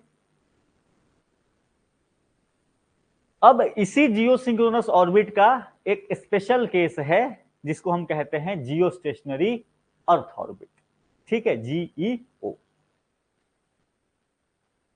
तो जियो सिंक्रोनस ऑर्बिट यानी 35,786 किलोमीटर पे रहेगा, तभी वो एक पोजीशन के हमेशा सिंक में रहेगा, ये इस डिस्टेंस की वजह से वो जियो सिंक्रोनस में, ठीक है। जब एंगल थोड़ा सा टिल्टेड हो गया तो हमने उसको जियो सिंक्रोनस बोल दिया, एंगल एक स्पेसिफिक हम लेके आएंगे तो उसको हम क्या बोलेंगे, जियो स्टेशनरी ऑर्बिट बोलेंगे, ठीक है। तो INSAT and GSAT series satellite Jio synchronous orbit, ठीक है। तो देखो ये है जियो सिंक्रोनस ऑर्बिट और ये जो है स्पेसिफिक जो है that is the geostationary orbit. उतनी ही दूरी पे 35,786 किलोमीटर पे फिक्स होके चले हमेशा, बट उसका जो प्लेन है आप देखो किस तरीके से है, तो फिर इसको हम क्या बोलते हैं, that is known as the geostationary orbit. तो यहाँ पे जियो स्टेशनरी ऑर्बिट में कोई मूवमेंट नहीं दिखेगा, कोई मूवमेंट, वहां पे वो 8 का फिगर बन रहा था, यहाँ पे कुछ नहीं बनेगा, वो जैसे जैसे वो घूम रहा है वैसे वैसे ये घूम रहा है, ठीक है। तो ऐसे लगा हुआ है and that is rotating like this, ऐसे घूम रहा है, ठीक है। तो इस तरीके से आपको ये घूमता हुआ दिखेगा। अच्छा, एक कॉन्सेप्ट है छोटा सा जिसको कहते हैं क्या, साइड रियल डे, ठीक है, सौर दिन, ठीक है। इसका बेसिक मतलब क्या है, जो हम अपना नॉर्मल डे बोलते हैं वो 24 घंटे का होता है, नहीं, बट एक्चुअल में अर्थ को जो एक पूरा चक्कर लगाने में कितना टाइम लगता है अपने एक्सिस पे, that it takes 23 hour 56 minute और 4 सेकंड, आप सबको पता होगा। उसके लिए जो टर्म यूज होता है that is known as the sidereal day, ठीक है। अर्थ को अपने एक्सिस पे घूमने में जो टाइम लगता है that is known as what, that is known as the sidereal. Solar day हम 24 घंटे का मानते हैं कि दिन और रात 24। तो सैटेलाइट किसके हिसाब से चलेंगे, सोलर डे के हिसाब से या साइड रियल डे के हिसाब से, ठीक है, दैट्स इट, इतना ही इसी के लिए बताया था, ठीक है।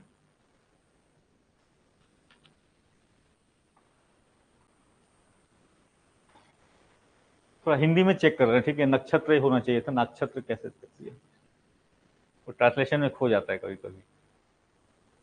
कम से कम ये है कि अभी कुछ और लैंग्वेज नहीं आ रहा है वो टाइप होके, ठीक है, वो हिंदी हो रहा है कम से कम। वो मैंने उसको थोड़ा सा सीखा कि उसको अच्छा कहाँ गड़बड़ी हो रही थी, तो अभी तक तो ठीक लग रहा है, ठीक है। तो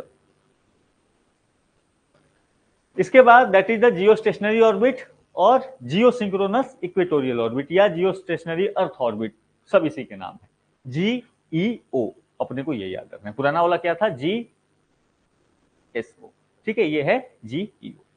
so this is what, this is a special case of geosynchronous orbit which has a circular orbit in earth equatorial plane, ठीक है, यानी कि ये एंगल में नहीं है एकदम, ये इक्वेटर पे है, ये हमेशा कहां पे होगा, इक्वेटर पे होगा, ठीक है, ठीक है। अब यहाँ पे क्या होगा, अगर कोई भी ऑब्जेक्ट स्पेस में है तो वो आपको क्या दिखेगा, मोशनलेस, हमेशा सामने दिखेगा, अगर वो है आपके सामने तो होगा। तो डीटीएच वगैरह में यही यूज होगा, क्योंकि अगर ये नहीं रहा तो क्या होगा, डीटीएच आपको बार बार जाके हर आधे घंटे पे थोड़ा सा घुमाते रहना पड़ेगा कि भाई आ जाओ लोकेशन में, ठीक है। तो डीटीएच क्या होगा, आपको एकदम फिक्स रहेगा, ठीक है। Generally use for what, communication satellites, weather satellites में भी थोड़ा बहुत इसका जो है वो यूज होता है। इसकी भी जो डिस्टेंस है वो कितना है, ठीक है, 35,784 किलोमीटर, 84 था 86 था,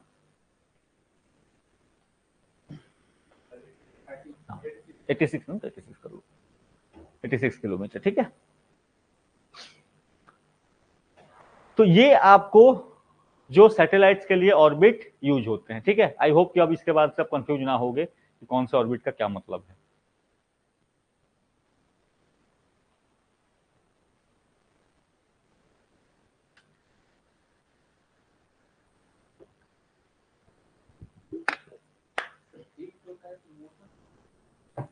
किसमें? सैटेलाइट में? सैटेलाइट में तो मोशन है ना, इसीलिए दोनों का रिलेटिव मोशन जीरो है। रिलेटिव को मोशन का मतलब क्या है? एक दूसरे के प्रत्यक्ष, एक दूसरे के ये में सापेक्ष में उन दोनों का कोई मोशन नहीं है, बट घूम तो दोनों रहे हैं। जितने स्पीड से अर्थ घूम रही है जिस हिसाब से, उतने ही इस हिसाब से वो भी घूम रही है। ठीक है, इसीलिए तो ये स्पेसिफिक डिस्टेंस चुना है ना हमने। इसीलिए इस स्पेसिफिक डिस्टेंस का यही रोल है कि एकदम एक सामने बैलेंस में रहे। इससे जैसे ही कम करोगे डिस्टेंस को, जैसे ही कम करोगे वो अर्थ के ज्यादा चक्कर लगाने लगेगा, अर्थ से फास्ट मूव करने लगेगा। जैसे ही इस डिस्टेंस को बढ़ा दोगे, दूर कर दोगे, तो पीछे हो जाएगा अर्थ से। ठीक है,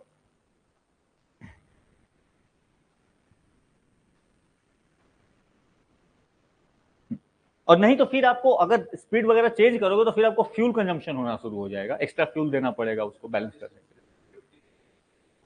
नहीं नहीं, ग्रेविटी फोर्स इतना इतना डिस्टेंस पे जो रोटेशन का इसका चक्कर आएगा, जो जो बैलेंस करने के लिए आना चाहिए, ग्रेविटेशनल फोर्स को बैलेंस करने के लिए सेंट्रीपिटल फोर्स आना चाहिए, तो उसके लिए जो स्पीड आना चाहिए वो स्पीड आपको मिलता है इसके साथ में, ताकि वो 24 घंटे में ये भी पूरा हो जाए। ऐसा समझो।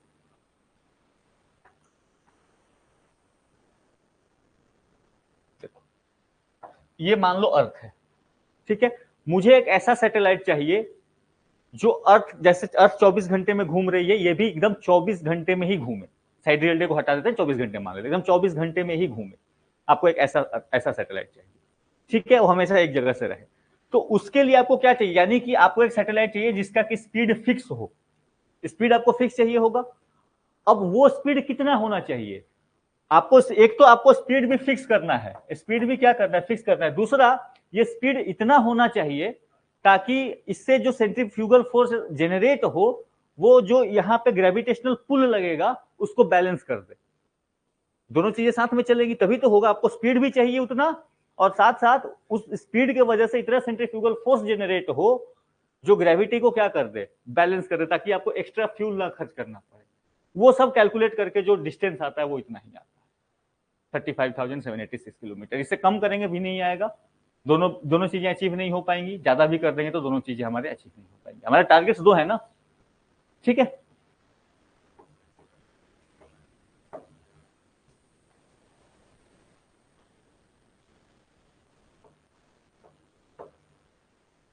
चलो, इसके अलावा एक जो ये ऑर्बिट है कभी कभार यूज होता है, जियो सिंक्रोनस ट्रांसफर ऑर्बिट या जियो स्टेशनरी ट्रांसफर ऑर्बिट। ये एक इलेक्ट्रिक ऑर्बिट होता है, और ये जो है इसको यूज किया जाता है ट्रांसफर करने के लिए, एक ऑर्बिट से दूसरे ऑर्बिट में ट्रांसफर करने के लिए। आपने सुना होगा जब भारत ने चंद्रयान को लॉन्च किया था, तो भारत डायरेक्टली ऐसा नहीं था कि अर्थ से उड़ा और पहुंच गया चंद्रमा पे, वो ऑर्बिटिंग कर रहा था। इसमें होता क्या है, देखो यहाँ पे फ्यूल की काफी ज्यादा बचत हो जाती है। जैसे ये मान लो एक ऑर्बिट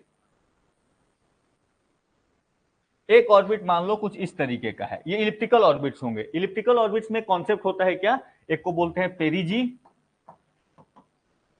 और दूसरे को बोलते हैं एपोजी।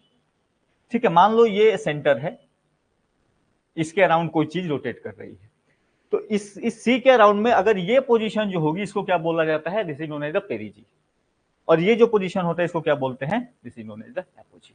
अब देखो यहाँ पे ये जैसे ही पहुंचा, ये इस आपने यहां से लॉन्च किया सैटेलाइट को, आपको क्या करना पड़ा, फ्यूल इतना ही खर्च करना पड़ा। आपने इतना फ्यूल खर्च किया, ये आराम से मूव कर रहा है। जैसे ही ये मूव करते करते यहां पहुंचा, आपने थोड़ा सा इसको और बूस्ट कर दिया, या तो ऐसे कर सकते हो, या तो या कर सकते हो कि यहाँ पे जैसे पहुंचा, यहाँ पे जब से हाईएस्ट पे, तब आपने इसको थोड़ा सा क्या कर दिया, बूस्ट कर दिया। जैसे ही बूस्ट कर दिया, थोड़ा सा आपको ऑर्बिट जंप कराया, अब क्या हो जाएगा, अब ये पेरिजी बन जाएगा, and this is something like apogee, ये मूव करेगा। फिर जैसे ही यहाँ पे पहुंचा, आपने थोड़ा सा और बूस्ट कराया इसको, अब ये फिर इसका ऑर्बिट जो है वो बढ़ जाएगा। तो ये क्या कर रहा है, आप ऑर्बिट जंप करा रहे हो, आपका क्या कर रहे हैं, अपना फ्यूल सेव कर रहे हैं। इस तरीके के जो ऑर्बिट्स होते हैं इसको क्या कहा जाता है, this is known as the आपको जियो स्टेशनरी ट्रांसफर ऑर्बिट या जियोसिंक्रोनस ट्रांसफर ऑर्बिट, दोनों ही नाम से इसको बुलाया जाता है। ये ट्रांसफर ऑर्बिट जनरली कहा जाता है इनको आसान भाषा में। तो ट्रांसफर ऑर्बिट का पर्पस यही होता है कि आप जो पेरिजी एंड एपोजी क्या कर सकते हो, उसको यूज करके अपना ऑर्बिट का साइज आप क्या करते जाते हो, बड़ा करते जाते हो। ठीक है, चंद्रयान वगैरह में यही टेक्निक यूज हुई थी। अगर नहीं ये यूज होता तो हम उतना फ्यूल लेके उतना नहीं जा पाते। ठीक है, आप ऑर्बिटल जंप्स लेते हो यहां से।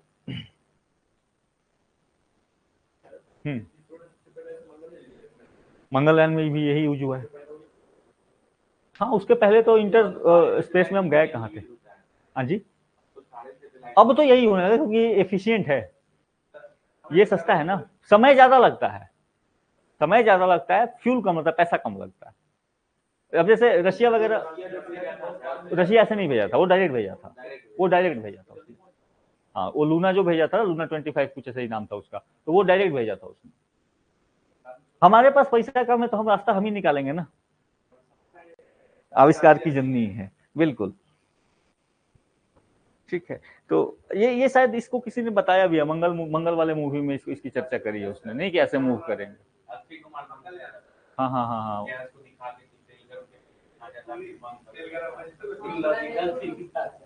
नहीं ठीक है, इलॉजिकल अगर कॉन्सेप्ट समझ में आ जाए तो ठीक है, ऑब्वियसली। हाँ वो ठीक है, तेल पूरी समझ में आ गया, मैसेज आपके पास क्लियर पहुंच गया, बट मैसेज कई बार लोग जो है गलत तरीके से ले लेते हैं। ठीक है, तो वो अंदर पा जाता है। खैर चलो, इसके अलावा दूसरा जो तरीका हो सकता है, lower orbit, medium of orbit and higher orbit. अब आप समझ रहे इसको, इसकी चर्चा हम करें on the basis of altitude. ठीक है, तो लोअर ऑर्बिट की डिस्टेंस कितनी होगी, up to 2000 kilometre. Generally 100 kilometre से 2000 किलोमीटर तक बट जो सैटेलाइट रखे जाते हैं वो 1000 किलोमीटर के आसपास के रेंज में रखे जाते हैं, इससे ज्यादा डिस्टेंस होता नहीं है। ठीक है, यहाँ जितने भी आपके स्पेस स्टेशन या जो भी क्रू ग्रह है वो आपको इस रेंज में, जो आपका इंटरनेशनल अर्थ स्टेशन है, सॉरी इंटरनेशनल स्पेस स्टेशन जो है आईएसएस, उसकी डिस्टेंस कितनी है, अराउंड 300 किलोमीटर 400 किलोमीटर के आसपास वो घूमते रहता है। ठीक है, तो आपका इंटरनेशनल स्पेस स्टेशन भी दिन भर में अर्थ के 15-16 चक्कर लगा लेता है। ठीक, स्टारलिंक वाला तो वो डिफरेंट है ना, कहाँ वो लोअर ऑर्बिट में ही रहेगा, बट लोअर ऑर्बिट में वो भी चक्कर लगाते रहेगा वो, बट इतना है ना, इतने सारे वो हैं कि हमेशा एक ना एक सैटेलाइट सामने में रहेगा। जैसे मान लो एक ही सैटेलाइट है, हाँ,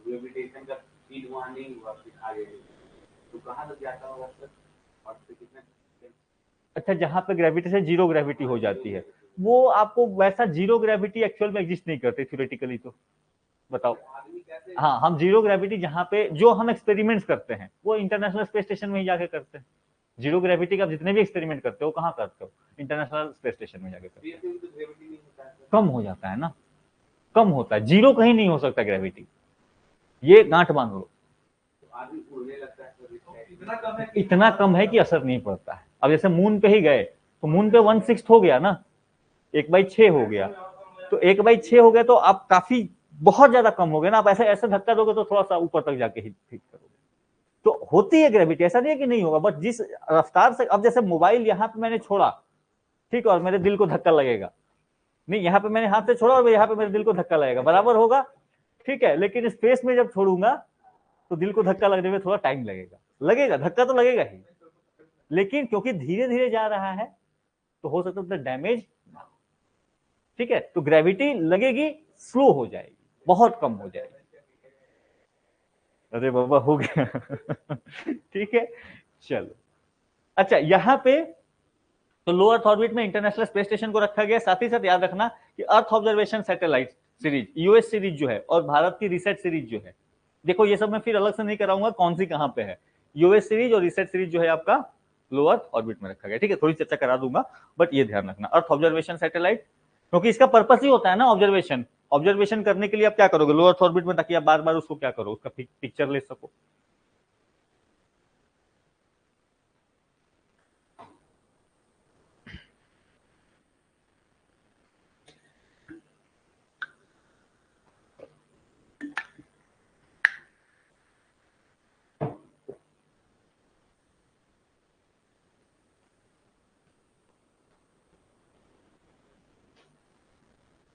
चलो इसके बाद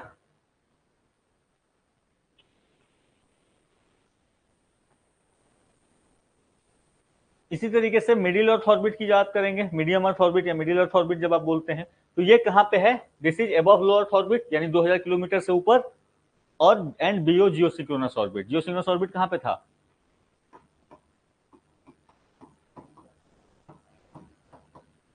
ठीक है, तो 2000 से लेकर के 35,786 किलोमीटर तक का जो डिस्टेंस है उसको क्या कहेंगे? That is the medium earth orbit. ठीक है, ये हमेशा फिक्स रखते हैं। कॉमन अल्टीट्यूड इसका 20,000 किलोमीटर जो है ये आपको होता है। ठीक है, यहां पे जो सैटेलाइट्स रखे जाते हैं मीडियम अर्थ ऑर्बिट में, उनको रखा गया है आपको नेविगेशन, जो भी सैटेलाइट्स हैं, चाहे वो ग्लोनास हो, जीपीएस हो, गैलीलियो, बाइडू, किस कंट्री का कौन सा है? हाँ, और बाकी बताओ। हाँ बताओ बताओ, ग्लोनस, गैलीलियो, बाइडो। मैं चर्चा कराई है मैंने क्लास में, अगर नहीं बताया। ग्लोनस रशिया है बाबा, गैलीलियो यूरोप का है, यूरोपियन स्पेस एजेंसी का है। ठीक है, ठीक है। हाँ जी, बाइडू किसका है? चाइना का है। बाइडू बेडू जो आपको पढ़ना है पढ़ लो, थोड़ा अजीब नाम है। और भारत का आईएनएस नाविक। ठीक है, ठीक है। तो मीडियम ऑफ ऑर्बिट, अब ये ध्यान रखना, इसलिए मैंने यहाँ पे नोट भी कर दिया है कि if the satellite is in a polar, sun synchronous और equatorial orbit, its orbital altitude में बी मीडियम और लो, ये हो सकता है।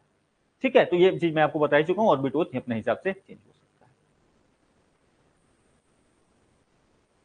ठीक है, ये भूलना नहीं। ठीक है, कौन सा किस क्या बोलते हैं कंट्री का है, ये कहीं भी मैच द फॉलोइंग में आ जाएगा आपको, किस देश का है कौन सा।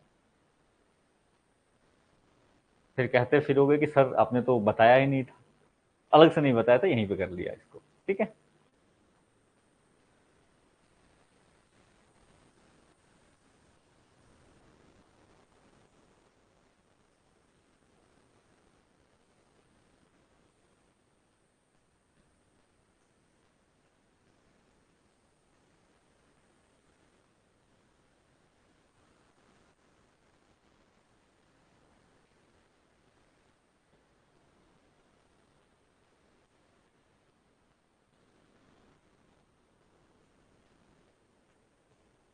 नन चलो, ये आपका थोड़ा सा जो पोर्शन था, this was a conceptual portion. बहुत सारे कॉन्सेप्ट्स आपको यहाँ पे यूज हुए।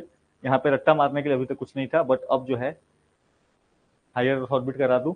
हायर ऑर्बिट कौन सा होगा? अबव द जियोसिंक्रोनस ऑर्बिट, यानी 35,786 किलोमीटर से ऊपर जो भी आप गए वो क्या है? Higher orbit. यहाँ पे जो भी सैटेलाइट आप रखोगे उसकी स्पीड जो है अर्थ के घूमने से स्लो रहेगी। ठीक है, लोअर ऑर्बिट में क्या थी? अर्थ के एक चक्कर लगाते लगाते वो अर्थ का 10 चक्कर 15 चक्कर लगा लेते थे। मीडियम अर्थ ऑर्बिट में भी यही होता था, बट जियो सिंक्रोनस ऑर्बिट में क्या होता था कि अर्थ एक दिन में जितना चक्कर लगाएगी उतना ही टाइम में वो सैटेलाइट भी अर्थ का एक चक्कर लगाएंगे। यहाँ पे ये सैटेलाइट जो रखोगे वो क्या होंगे? वो स्लो होंगे अर्थ के रोटेशन से। ठीक है, तो अर्थ 2 दिन में घूमेगी। मान लो अर्थ एक दिन में अपना चक्कर लगा ले रही है, इनको अर्थ का चक्कर लगाने में 2 दिन या 3 दिन लग सकते हैं। तो ये इस तरीके के ऑर्बिट होते हैं। ठीक है, तो ऑर्बिटल पीरियड्स इनका क्या होगा? That will be greater than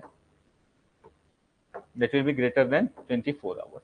और ये जनरली यूज नहीं होता है, डीप स्पेस ऑब्जर्वेशन वगैरह के लिए यूज होता है। नॉर्मल कम्युनिकेशन या इस तरीके की जो सैटेलाइट्स लॉन्च होती हैं वो उसके लिए। ठीक है, वो एस्ट्रोनॉमी वगैरह करने के लिए उसके लिए वो करते हैं।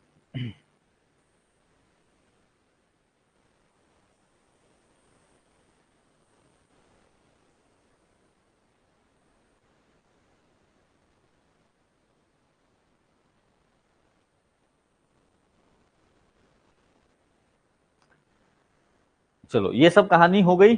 अब हम आएंगे कहानी पे ऑफ इसरो।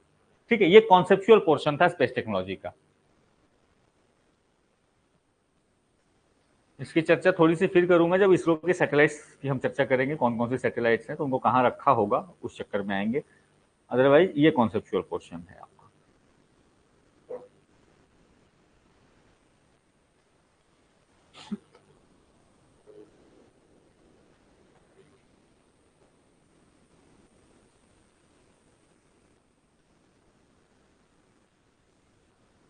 डन।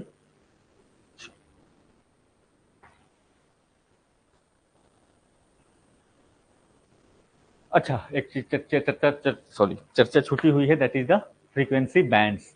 ये इसलिए इसको करा दिया क्योंकि फिर ये छूट जाता है कहीं कहीं। फ्रीक्वेंसी बैंड्स क्या होता है, आप जब सुनते हो कि अच्छा ये किस बैंड में, कू बैंड में काम करता है, का बैंड में काम करता है, ये कई बार जो है जब कम्युनिकेट करते हैं तो एक स्पेसिफिक वेवलेंथ पे कम्युनिकेट करते हैं। ठीक है, तो अलग अलग सैटेलाइट्स में अलग अलग फ्रीक्वेंसी बैंड्स का यूज होता है। छोटा सा कॉन्सेप्ट है, इसको देख लो। फ्रीक्वेंसी बैंड्स, यहाँ पे क्या होता है कि डिफरेंट जो फ्रीक्वेंसी आपको देखने मिलते हैं, तो आप देखोगे कि सैटेलाइट एल बैंड में कम्युनिकेट कर रहा है, एस बैंड में कम्युनिकेट कर रहा है, सी में, एक्स में, कू में, के में, का में, ऐसे करके ये बैंड है, डिफरेंट फ्रीक्वेंसी बैंड है।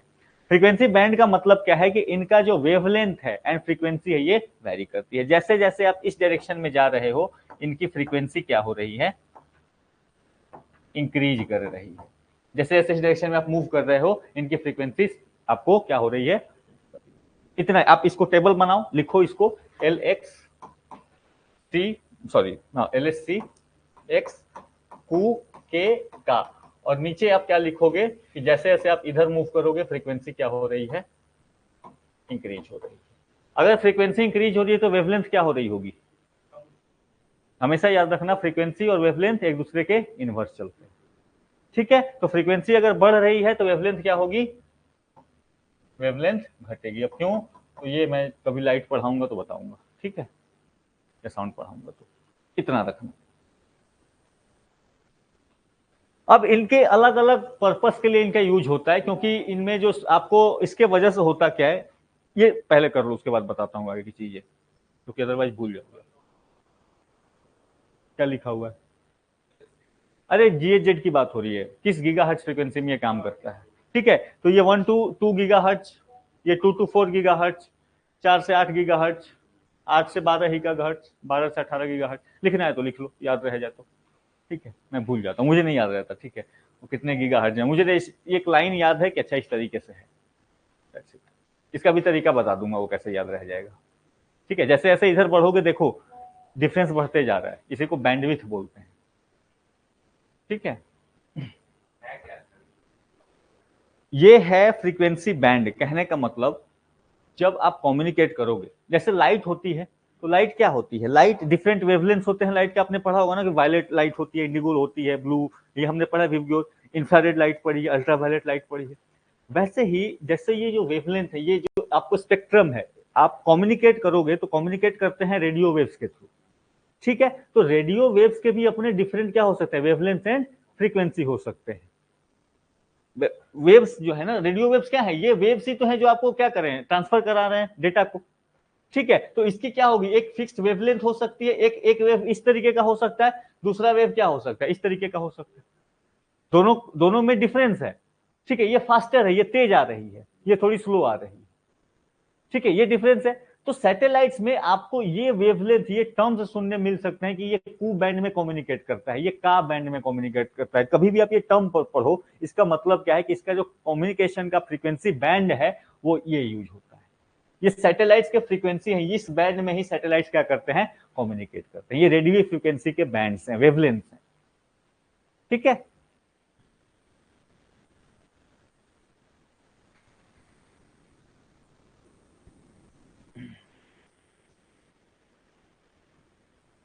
तो ये सीक्वेंस बस आपको याद रखना है, ये सीक्वेंस याद रखोगे, बाकी चीजें यहां से हम रिलेट करा लेंगे।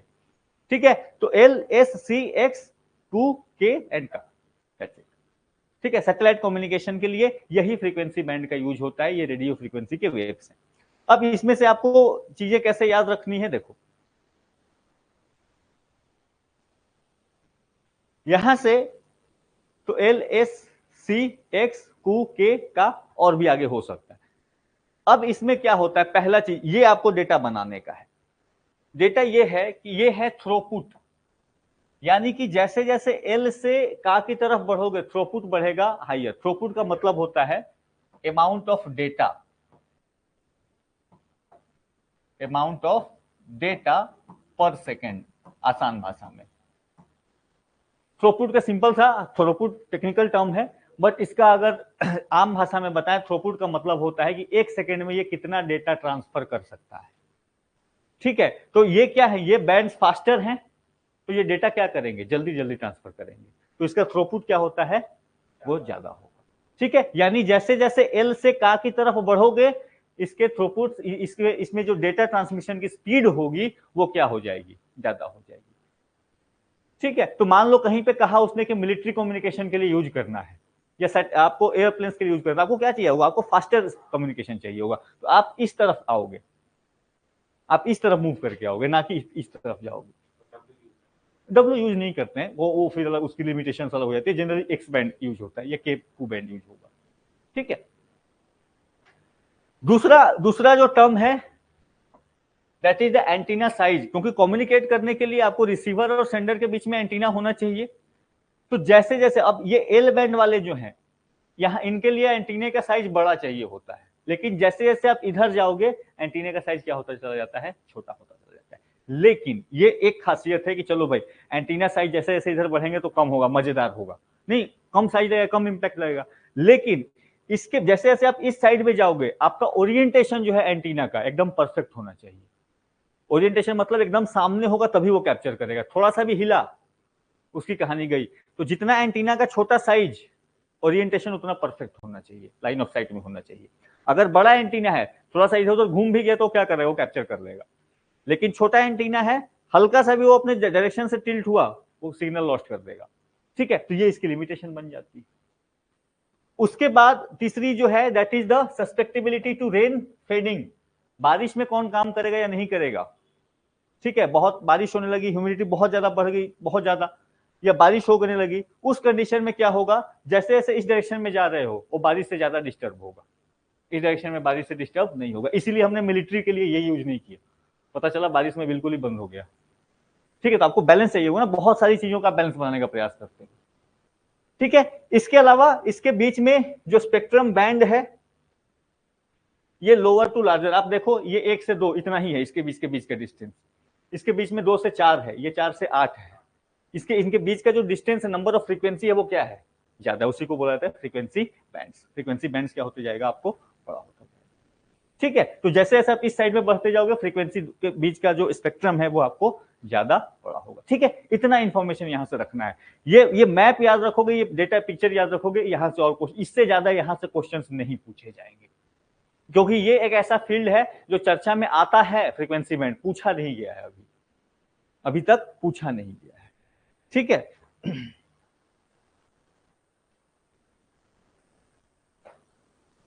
इसके बाद अब हम आते हैं भारतीय स्पेस प्रोग्राम पे।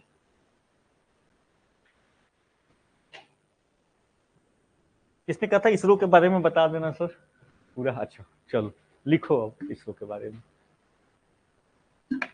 अगेन काम के ही इंफॉर्मेशन लिखेंगे। ठीक है, क्योंकि केवल इसरो को तो पढ़ना नहीं है अपने को। ठीक है, चलो, तो इसरो की स्थापना किसने कराई, हाँ जी, सतीश धवन नहीं, अच्छा हाँ जी, भारत के सैटेलाइट प्रोग्राम का जनक किसको माना जाता है, भारत के सैटेलाइट प्रोग्राम का जनक किसको माना जाता है, स्पेस टेक्नोलॉजी का भारत में जनक आपको माना जाता है विक्रम। ठीक है, चलो स्टार्ट करते हैं हम लोग। सबसे पहले हुआ ये था कि आपको टोक्यो ओलंपिक चल रहे थे, ठीक है, और ये टोक्यो ओलंपिक जब चल रहे थे तो यहाँ पे पहली बार दुनिया ने टीवी के मदद से, पूरी दुनिया ने टोक्यो ओलंपिक के गेम्स को देखा, लाइव देखा। ठीक है, ये 1950s की बात है, और जब पूरी दुनिया ने इसको देखा, उस समय ये सिंकॉम 3 करके एक सैटेलाइट हुआ करता था, कम्युनिकेशन सैटेलाइट, उसका यूज करके नासा ने पूरी दुनिया को दिखाया कि भाई आप जो है टोक्यो ओलंपिक गेम्स को लाइव देखो। ठीक है, आजकल तो जो है डिफरेंट एंगल से भी आप मैच देखते हो, नहीं मैच भी देखो तो अलग अलग कैमरा से देखते हो, बट सोचो ये उस समय की जमाने की बात थी जब लोगों ने कहा कि टोक्यो में जो चीज हो रही है वो पूरी दुनिया लाइव देख रही है। इस चीज ने बदल डाला लोगों की सोच को। तब विक्रम साराभाई को लगा कि भाई ये चीज जो है ये भारत को इसकी बहुत जरूरत है, ये भारत को बहुत आगे लेकर के जाएगा। तो विक्रम साराभाई खुद जो थे काफी धनी परिवार से थे, ठीक है, बिजनेसमैन के बेटे थे वो, और उसके बाद लेकिन उनका मन नहीं लगा, वो अपना गए फॉरेन वॉरेन पढ़ के, और पढ़ के आने के बाद भारत में उन्होंने जो स्थापना करी, वो स्थापना करी एक संस्था की जिसको कहते हैं इनकोस्पार।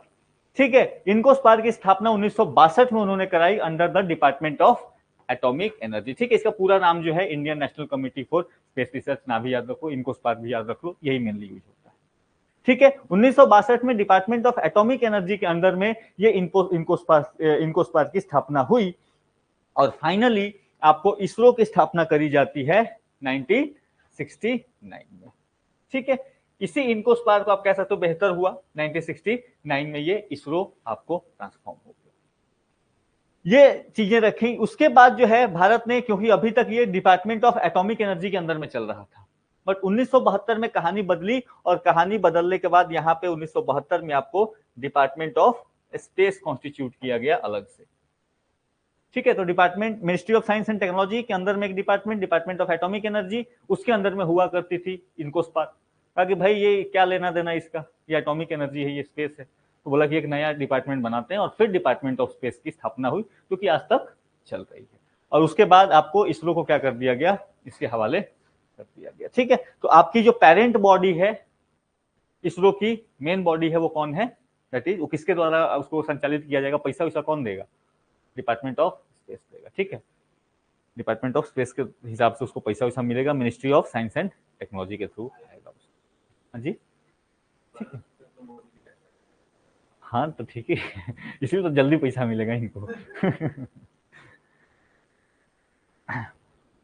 मिनिस्ट्री देखो, ministry of science and technology में भी डिपार्टमेंट्स हैं, वो अलग अलग रह सकते हैं किसी के पास में, तो स्पेस तो अपने पास रखते हैं थोड़ा सा, और फोकस भी तो खाने मिलेगा यहाँ से चलो, हालांकि ये अभी आज के डेट में पैसा वैसा काफी अच्छा मिलना शुरू हो गया इसरो को, डीआरडीओ को, इनको पैसे खूब अच्छे मिले। स्पेस एंड डीआरडीओ दोनों के रिसर्च के लिए अच्छी फंडिंग, मतलब अभी पहले के मुकाबले काफी बेहतर हो गई है फंडिंग वगैरह, ये चीजें हुई। और भाई सीधी सी बात है ना, डायरेक्ट प्राइम मिनिस्टर के अंडर में कोई नानुकुर नहीं करेगा फाइल को, भाई लेके जाओ जल्दी। इसके बाद 1967 का टाइम आता है और पहला एक कह सकते हो कि एक ऑफिशियल स्पेस सेंटर के तौर पे स्थापना करी जाती है experimental satellite communication earth station की। अहमदाबाद में इसको स्टैब्लिश किया था। इसका पर्पस था कि जो विदेशी सैटेलाइट्स की मदद करके हम कैसे कम्युनिकेट करेंगे, कम्युनिकेशन करेंगे, ये इसका पर्पस। ये कुछ सैटेलाइट नहीं था, ये एक सेंटर था, कोऑर्डिनेशन सेंटर था, जिसका यूज करके विदेशी सैटेलाइट्स का यूज करके हम अपने यहाँ कम्युनिकेशन स्टैब्लिश करना चाहते थे। ठीक है, तो ये इसका नाम ESC रखना है तो कर लो, नहीं तो अहमदाबाद याद रख लेना। इसके बाद एक एक्सपेरिमेंट हुआ, जिस एक्सपेरिमेंट को कहते हैं साइट एक्सपेरिमेंट। ठीक है, satellite instructional television experiment site, या साइट। यहां पे हुआ ये था कि अमेरिकन सैटेलाइट का यूज करके भारत में के कुछ गिने चुने राज्यों में, जिसमें एक राज्य बिहार भी था, ठीक है, स्कूलों में बच्चों को पढ़ाया गया, उनको शिक्षा दी गई। ठीक है, तो ये क्या था, satellite instructional television experiment. Instructional television मतलब वहां पे कुछ सिखाया जा रहा है। ठीक है, इसमें एक डिस्ट्रिक्ट बिहार भी था, इस पे बीपीएससी क्वेश्चन पूछ भी चुका है। ठीक है, वो कौन से 4 राज्य थे, 5 राज्य थे, तो साइट को पूछा था उसने, तो बिहार उसमें स्पेसिफिक था, इसलिए पूछा उसने। ठीक है, यहाँ पे अमेरिकन टेक्नोलॉजी, अमेरिकन सैटेलाइट का यूज हुआ था और ड्यूरिंग 1975-76 ये यूनेस्को का एक प्रोजेक्ट था। ठीक है, यूनेस्को का एक प्रोजेक्ट था जिसके थ्रू वो टेस्ट कर रहे थे कि कैसे हम लर्निंग को और बेहतर करा सकते हैं। साइट के बाद जो दूसरा आपको प्रोजेक्ट चला, दैट वाज द स्टेप, और ये डिपार्टमेंट ऑफ आपको पोस्ट, इनके थ्रू इनका था कि हम इसके थ्रू कैसे कम्युनिकेशन को बढ़ाएं। ठीक है, तो उसमें आपको टीचिंग वाला इंस्ट्रक्शन बेस्ड था, इसमें इन्होंने कैसे हम मैसेज को एक जगह से दूसरी जगह ट्रांसफर करें, उसको लेकर के इनकी चर्चा हुई। इसके बाद भारत तब तक अभी तक दूसरे की मदद से चल रहा था, सीख रहा था, और टाइम आ गया कि भारत ने अपना पहला सैटेलाइट लॉन्च किया। फर्स्ट इंडियन स्पेसक्राफ्ट लॉन्च हुआ, that is known as the Aryabhata, और ये सोवियत लॉन्चर का यूज करके 1975 में इसको क्या करा गया, लॉन्च किया गया। तो सोवियत लॉन्चर्स का यूज हुआ था, हमने सैटेलाइट बस जो है इसको इसको मदद करके बनाई थी और इसको फिर आपको लॉन्च किया गया। तो आर्यभट्ट 1975 भारत का पहला स्पेसक्राफ्ट सोवियत लॉन्चर की मदद से लॉन्च हुआ। ठीक है,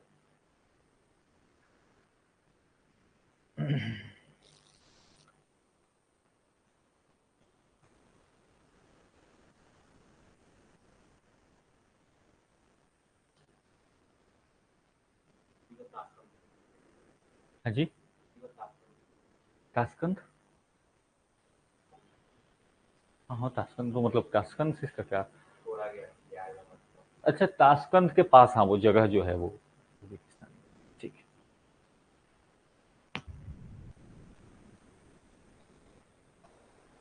ठीक है, डन।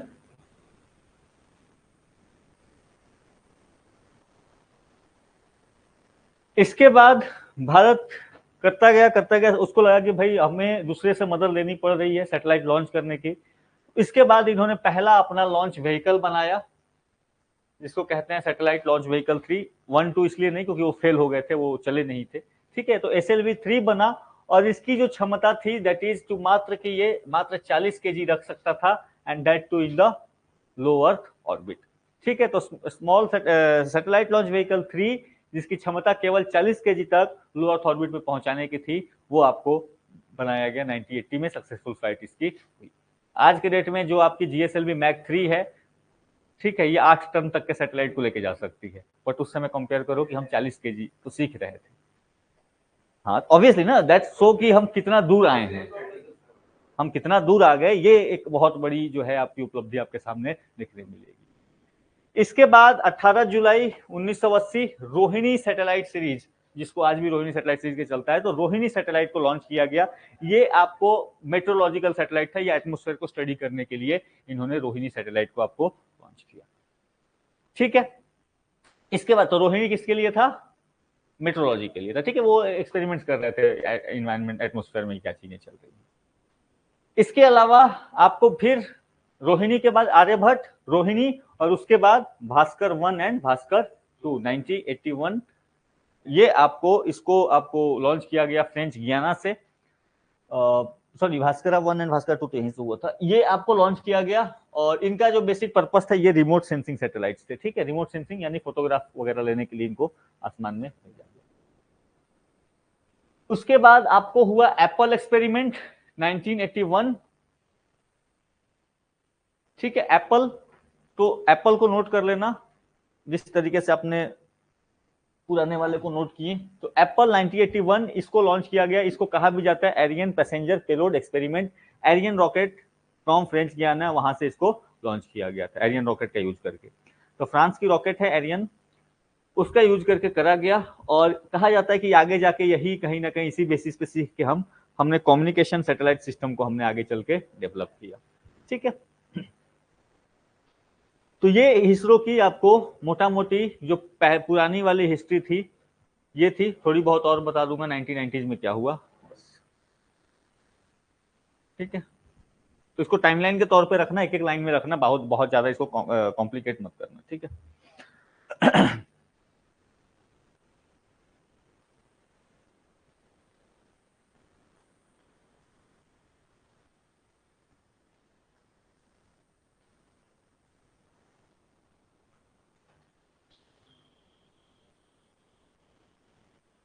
इसके बाद चीजें चलती रही, और 1990 आते आते भारत में मेजर स्पेस इंफ्रास्ट्रक्चर क्रिएट हुआ। 1990s का वो दौर था जब भारत ने स्पेस इंफ्रास्ट्रक्चर को क्रिएट किया, और हमने दो एरियाज को टारगेट किया कि हम स्पेस में जो भी करेंगे हम दो एरिया में करेंगे। पहला जो एरिया होगा that will be of the communication. ठीक है, वो कम्युनिकेशन के लिए हमने इसके बाद कई सैटेलाइट्स लॉन्च किए, और यही आपको जिसको कहा जाता है द इनसेट सीरीज ऑफ जो सैटेलाइट्स हैं। ठीक है, तो इनसेट सीरीज को लेकर के जो भी इंफ्रास्ट्रक्चर बनाने की जरूरत थी, ये 1990s के दौर तक आते आते हमने इसको क्या कर लिया, डेवलप कर लिया। जो दूसरी सिस्टम थी, जो दूसरा सीरीज था, वो क्या था, that is the Indian remote sensing satellite. देखो दोनों अलग अलग पर्पज के लिए है ना, एक कम्युनिकेशन के लिए आप कर रहे हो यूज इनसेट सीरीज की जो सैटेलाइट है, दूसरा जो है that is the remote sensing satellite. तो यानी आपने कम्युनिकेशन के फील्ड में और रिमोट सेंसिंग के फील्ड में, दोनों के लिए जो जरूरी इंफ्रास्ट्रक्चर थे उस टाइम तक, वो आपने डेवलपमेंट 1990s के दौर में हुआ। यही वो दौर था जहां पे कि आपको PSLV का विकास होना शुरू हुआ, और आगे चल के GSLV जो है वो भी डेवलप हुए। हालांकि यहाँ पे जो GSLV यूज हुए थे वो ऑब्वियसली फॉरेन मदद से बने थे, वो जो वहाँ पे इंजन यूज होते थे वो फॉरेन बेस्ड इंजन यूज हुआ करते थे। बट ऑब्वियसली आपने PSLV और GSLV जैसी जो मशीनें थी, जो आपको रॉकेट लॉन्चर्स थे, उनका डेवलपमेंट का जो फेज रहा, ये भी 1990s का फेज रहा। तो 1990 2000 आते आते भारत एक ठीक ठाक स्पेस ये के रूप में ठीक ठाक हो चुका था। ऐसा नहीं कि बहुत ज्यादा डेवलप हम हो चुके थे, बट हाँ कम से कम दौड़ में आ चुके थे। अब दौड़ में तो खैर अभी भी अगर नासा से कंपेयर करोगे और इनसे कंपेयर तो बहुत पीछे हैं, बट जहां से हमने स्टार्ट करा था वहां से आते आते आपने पीएसएलवी और जीएसएलवी जैसे रॉकेट्स का इनिशियल पीरियड बन जाना 1990s में अपने लिए बढ़ ऑब्वियसली ऑब्वियसली पैसे पे डिपेंड करता है। जितना इसरो का पूरे साल का बजट होता है उतना वो एक सैटेलाइट में भेज देते हैं। ठीक है, वो तो पैसा है उनके पास भाई। ठीक ठीक ठीक, वो कंगना रनौत का डायलॉग है ना, तुम और तुम्हारे बाप के पास इतना सारा पैसा है, तो वही है अमेरिका के पास उतना सारा पैसा, तो वो करेंगे और क्या।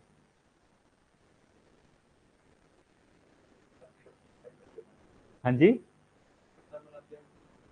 सैटेलाइट भेज देते हैं। सही बात है ना। देखो दुनिया दुनिया तो ऐसे ही चलती है ना। किसी के महीने भर का खाना कोई जो पूरे महीने भर में जो अपना घर चलाता होगा, कुछ लोग जो है उतना जाके एक बार में रेस्टोरेंट में बैठ के उतने पैसा खत्म कर देते हैं, बहुत से लोग। तो वैसे ही तो दुनिया भी तो वैसे ही चलती है ऑब्वियसली ना। तो जो तुम महीने की बात कर रहा हूँ, दिन की तो छोड़ दो, ऐसे भी लोग हैं ना एक बार गए और बस खत्म हो गए, और खाया भी नहीं, खाना भी नहीं खाया। ठीक है, वो टेस्ट करके बस चले आए। तो दुनिया ऐसी ही है, और ये हर लेवल पे है ना, नीचे से लेकर ऊपर तक। देशों में भी ऐसा ही है। अब हम जब अपने ऊपर वाले को देखते हैं तो हमें लगता है कि यार भगवान ने हमें कुछ नहीं दिया। हम अपने नीचे वाले को देखते हैं तो लगता है कि चलो यार ठीक है। तो कभी कभी जिंदगी में बहुत ओवर होने लगो कि नहीं नहीं मैं तो सब जानता हूँ, मुझे मेरे पास सब कुछ है, तो अपने ऊपर वाले को देख लो। और जिंदगी में लो फील करने लगो कि मेरे पास कुछ नहीं है, क्या किया, क्या मिला मुझे, तो नीचे वाले को देखो। तो दोनों चीजें जो है आपको समय समय पर दोनों की जरूरत पड़ती है। चलो ये क्योंकि ये मैंने बीपीएससी के लिए स्पेसिफिक, अदरवाइज मैंने इसको नहीं डाला होता। ठीक है, कि कौन चेयरमैन था, कब तक रहा। बीपीएससी की आदत है, वो पूछता है कि भाई कौन चेयरमैन किस टाइम में, इसरो का चेयरमैन कब था। देखो एक तरीका बता देता हूँ याद रखने का, ये अपने टेक्निक्स हो सकते हैं आपको याद रखने के लिए। आपको एमडीआर को याद रखना है, ठीक है। एमडीआर कस्तूरी रंगन याद रख लेना बस।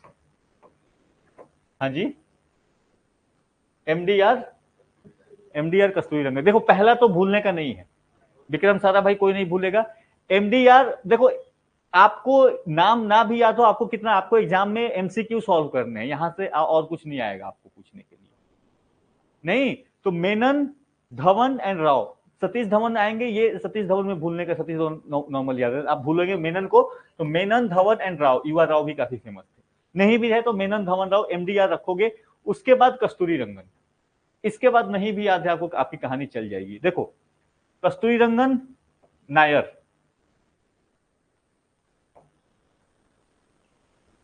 ठीक है, नायर राधा कृष्णन, ठीक है, राधा कृष्णन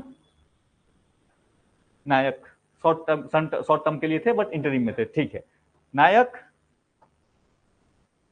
और लास्ट वाले दो शिवन एंड सोमनाथ तो लास्ट वाले हैं, ठीक है। देखो ये मैं नहीं कह रहा कि ये कोई टेक्निक है, बट एक तरीका हो सकता है अपने अपने दिमाग में एक आप पिक्चर क्रिएट करना चाहो तो इस तरीके से कोई पिक्चर आप चाहो तो क्रिएट कर सकते हो।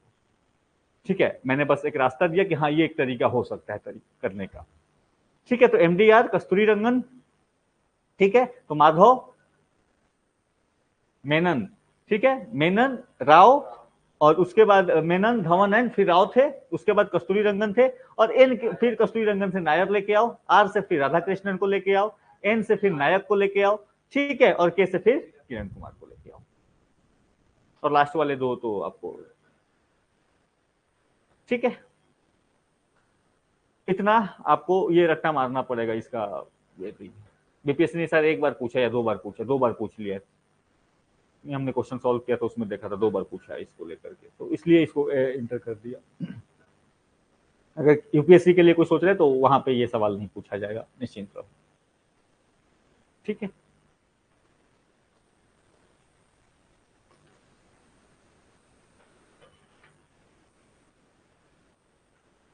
तो एमडीएच कस्तूरी मेथी आती थी, ठीक है।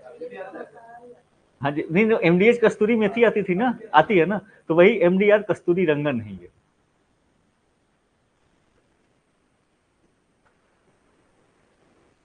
ठीक है, MDH था ये, वो ये MDR है। जैसे जैसे भी याद रहे, मेरा पर्पस है आपको याद रहना चाहिए, आप भूलो ना, बस उतना ही मतलब है। बाकी लोग बोलोगे तो हंसेंगे, ये क्या है, ये कौन सा तरीका है, वो ठीक है, आपको याद होना चाहिए, कैसे भी याद हो, ठीक है, पर्पस वो है।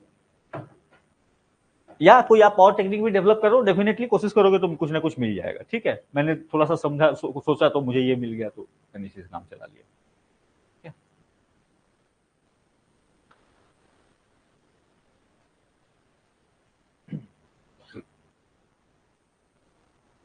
तो ये पूरी की पूरी कहानी आपको रही इसरो के अभी तक की, कि इसरो का डेवलपमेंट कैसे हुआ। हिस्ट्री मैंने आपको बहुत ब्रीफ में ही बताई, क्वेश्चंस को ध्यान में रखते हुए, जिस एरिया से क्वेश्चंस पूछे गए हैं उसी चीज को ध्यान में रखते हुए बताया है, बाकी और इधर उधर की हिस्ट्री की बातें नहीं करी इसकी। अब आ जाते हैं करंट पे, ठीक है, ये तो इसरो की करंट में हो गई। अब जो बात करेंगे इसरो के दो फेमस चीजें, एक तो कि इसरो के कौन कौन से लॉन्चर्स हैं, और दूसरे कि इसरो के कौन कौन से सैटेलाइट्स हैं, ठीक है। तो लॉन्चर्स और सैटेलाइट, तो लॉन्चर्स में एक लॉन्चर की चर्चा तो मैं आपको कर ही चुका हूं, that is the SLV-3 satellite launch vehicle 3। ये सबसे इनिशियल था, 40 kg कैपेसिटी के साथ, ठीक है, लो अर्थ ऑर्बिट में उतना ही वो पहुंचा सकता था। ये चर्चा जो है हम कर चुके हैं। इसके बाद जो है अब आपको जिसकी चर्चा हम करेंगे, एक रॉकेट यूज हुआ करते थे जिनको कहा जाता था साउंडिंग रॉकेट्स, ठीक है। तो ये साउंडिंग रॉकेट्स क्या होते थे, ये बस लोअर एटमॉस्फेयर में जाते थे, वहां पे थोड़े बहुत हमने उस पर सेंसर वेंसर लगा के इन्वायरमेंट रिलेटेड रिसर्च जो करने का काम था वो ये हुआ करते थे। जो आपका थुम्बा रिसर्च स्टेशन है वो साउंडिंग रॉकेट्स के लिए ही फेमस था, ठीक है। So it was used for probing the upper atmospheric region, ठीक है, वो 15 किलोमीटर 20-50 किलोमीटर के हाइट तक जाएंगे, और उसको आप जो है वहां पे आप यूज किया करते थे। और इसको किया गया था पहली बार थुम्बा से, थुम्बा नाम याद रखना, ठीक है, तिरुवनंतपुरम केरला, ये सबसे पुराना आपका यही हुआ करता था। तो 1963 का जो है काम ये वहां चला करता था। बाद में इन सबको, ये पूरे के पूरे जो आपको इस तरीके के जो साउंडिंग रॉकेट सिस्टम थी, इसको एक प्रोग्राम के अंदर में कंसोलिडेट कर दिया गया, जिसको कहा जाता है रोहिणी प्रोग्राम, ठीक है। तो रोहिणी साउंडिंग रॉकेट्स के अंदर में, रोहिणी साउंडिंग रॉकेट्स प्रोग्राम के अंदर में ये सारे के सारे साउंडिंग रॉकेट से रिलेटेड जो एक्सपेरिमेंट है वो कर दिए गए, ठीक है। ये साउंडिंग रॉकेट्स थे, ये सैटेलाइट वगैरह लॉन्च करने के लिए नहीं यूज होते थे, ठीक है। ये गए, जितने देर हवा में रहेंगे उतने देर कुछ ना कुछ एक्सपेरिमेंट वगैरह करेंगे, डेटा कलेक्ट करेंगे, भेजेंगे, दैट्स इट, इनका इतना ही काम हुआ करता था, ठीक है। और अभी भी शॉर्ट टर्म में इनका यूज होते रहता है, ठीक है। 3 वर्जन आज भी ऑपरेशनल है, 8 से 100 kg तक थोड़ा बहुत कुछ लेके जा सकते हैं। अपोजी रेंज जो है 80 से 475 किलोमीटर, ठीक है। तो इतनी दूरी तक पहुंचाने का काम और इतना मास लेके, तो छोटे मोटे एक्सपेरिमेंट्स करने के लिए इन साउंडिंग रॉकेट्स का यूज होता है, आज भी होता है, बट अब उतने प्रिवेलेंट नहीं रहे, ठीक है। तो sounding rockets not very much in use रहता भी नहीं है, बट क्योंकि इसरो की हम डिटेल में बात कर रहे थे थोड़ी, तो इसलिए इनको। इसके बाद जो मेजर आपका वर्क हॉर्स है इसरो का, that is this PSLV, that is polar satellite launch vehicle, ठीक है। देखो पोलर सैटेलाइट लॉन्च व्हीकल जो है, तो इससे ये मत कंफ्यूज होना कि ये केवल पोलर ऑर्बिट में जाकर पहुंचाएगा, ऐसा कुछ नहीं है, ठीक है। नाम से इसके किस ऑर्बिट में ये पहुंचाएगा उससे इसका कोई लेना देना नहीं है, ठीक है। सो पहली बार 1994 में इसको लॉन्च किया गया। ये भी आपको 1990s की हमने बात करी थी कि 1990s का जो दौर था, यहाँ पे PSLV एंड GSLV का डेवलपमेंट हो रहा था, उसी टाइम में PSLV आपको जो है पहली बार करा गया। इसके पहले जो हम किया करते थे वो रशिया की मदद से, अगर हमें उस तरह कोई सैटेलाइट करने का है, आकाश नहीं विकास, ठीक है, विकास ही खो गया है नहीं, ठीक है, विकास यार, इतना पंचायत सीरीज में फेमस हो गया विकास, तब भी तुम लोग भूल गए। किस किसने देख ली नई वाली सीरीज, तो पहले देख लेने का है नहीं। मैं सोच रहा था अभी देखूंगा, टाइम ही नहीं मिलता, अच्छा कभी देखूंगा, फिर निकल जाता है। हाँ जी, चलो। तो PSLV पहला 1994 में आपका बना। इसमें दूसरा चीज क्या याद रखोगे कि ये 4 स्टेज का रॉकेट है। 4 स्टेज का रॉकेट अब समझ में आ रहा होगा 4 स्टेज का मतलब क्या है, ठीक है। तो इसका जो पहला स्टेज है that is the solid stage, फिर लिक्विड स्टेज है, फिर सॉलिड स्टेज है, और फिर लिक्विड स्टेज है, ठीक है। तो सॉलिड लिक्विड जो है ये आपको इस तरीके से आपको दिखेगा। सबसे इसके जो फेमस लॉन्च अगर आप देखोगे तो जो भी आपको भारत के मेजर स्पेस लॉन्चेज हुए हैं, Chandrayaan 1, 2, Chandrayaan 1, Mars orbiter mission और एस्ट्रोसैट जैसे मिशन को इसने क्या करा है, लॉन्च किया है। ठीक है, इसका यूज करके आप geosynchronous orbit, geosynchronous satellite orbit, sorry geostationary orbit, इन जगहों पे भी इनका यूज क्या है, इनको पहुंचाया जा सकता है। तो ये चीज ध्यान रखना। पोलर ऑर्बिट में भेजना होगा तो आपको थोड़ा सा आप ज्यादा मास को कैरी कर पाओगे, जियो स्टेशनरी ऑर्बिट में भेजना होगा तो कम मास, थोड़ा सा कम वजन आप लेके जा सकते हो, ज्यादा ऊंचाई तक जाना है। ठीक है, तो वो आप ये करेंगे, एग्जैक्ट फिगर नहीं, इसकी कोई फिक्स नहीं है। ठीक है, क्योंकि इसमें स्टेपॉन लगेंगे, स्टेपॉन जैसे ही लगेंगे तो जरूरत के हिसाब से वो स्टेपॉन मोटर्स क्या कर देते हैं, ऐड कर देते हैं। ठीक है, तो पीएसएलवी वर्कहॉर्स है आपका इसरो का, मेजर वर्कहॉर्स है। ठीक है, और IRNSS के लिए भी इसी का यूज किया गया था। तो मेजर आप याद रख लेना कि आपको जो है Chandrayaan, Mars orbiter mission, IRNSS, इनके लिए जो यूज हुई थी आपको हो चुका है। इसके अलावा मैंने बताया कि मास कोई फिक्स नहीं है, इसमें स्टेपॉन्स लग सकते हैं, 2 स्टेपॉन्स लगाओ, 4 लगाओ, 6 लगाओ, तो अलग अलग वेरिएंट्स जो हैं इसके हैं, PSLV, XL, QL, DL। ठीक है, तो स्मॉलर साइज में है। और कोर एलोन वर्जन भी है PSLV CA का, जिसमें कि कोई भी स्टेपॉन मोटर्स एक्स्ट्रा आपको नहीं लगाया जाता, तो डिपेंडिंग अपॉन की क्या जो है आपका चलेगा। इसमें जो आपका विकास इंजन है ना, ठीक है, तो विकास इंजन जो है फुलेरा से आते हैं। ठीक है, ये विकास इंजन जो है काफी बड़ा कंट्रीब्यूशन रहा आपको भारत के साइंटिस्ट का, क्योंकि इसके पहले जो है हम रशिया से डिपेंडेंट हुआ करते थे। ठीक है, तो वो जो मूवी आई थी ना रॉकेटरी, उसमें जो पूरी डेवलपमेंट की कहानी है वो इसी विकास इंजन के डेवलपमेंट की कहानी है। ठीक है, तो ये जो विकास इंजन है ये आपका लिक्विड रॉकेट, लिक्विड स्टेज पे काम करता है। ठीक है, सेकंड स्टेज बेस का यूज हुआ करता है। तो 1700 kg sun synchronous orbit, 1400 kg GTO, not very important. एक आइडिया रखना कि हाँ जैसे ही ऊपर जाएंगे तो हम लोड क्या हो जाएगा, कम लेके जा पाएंगे। तो इस तरीके से आपका PSLV का यूज होगा। जरूरत पड़ने पे PSLV XL वेरिएंट का यूज कीजिए और हाइयर तक लेके जाइए। ये आपकी PSLV रहेगी, पोलर सैटेलाइट लॉन्च व्हीकल। ठीक है, विकास इंजन 4 स्टेज का इंजन है, ये चीज ध्यान रखना, क्योंकि GSLV 3 स्टेज की है। ये इसलिए बता रहा हूं क्योंकि यूपीएससी एक बार पूछ चुकी है, और क्योंकि यूपीएससी पूछ चुकी है तो बाकी लोग कभी ना कभी पूछ लेंगे। ठीक है, वो रास्ता खोलती है क्या, किधर से क्वेश्चन पूछने का है।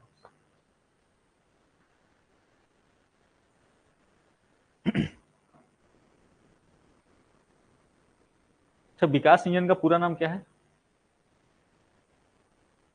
ये याद रखना। ठीक है, ये विकास विक्रम साराभाई के नाम पे लिखा गया। हाँ जी,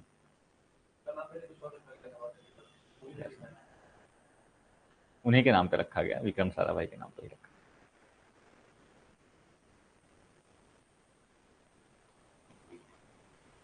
ठीक है, नहीं तो बोल देना सचिव जी को। ठीक है, हाँ जी, सचिव सहायक को बदल। चलो आ जाओ। इसके बाद जो है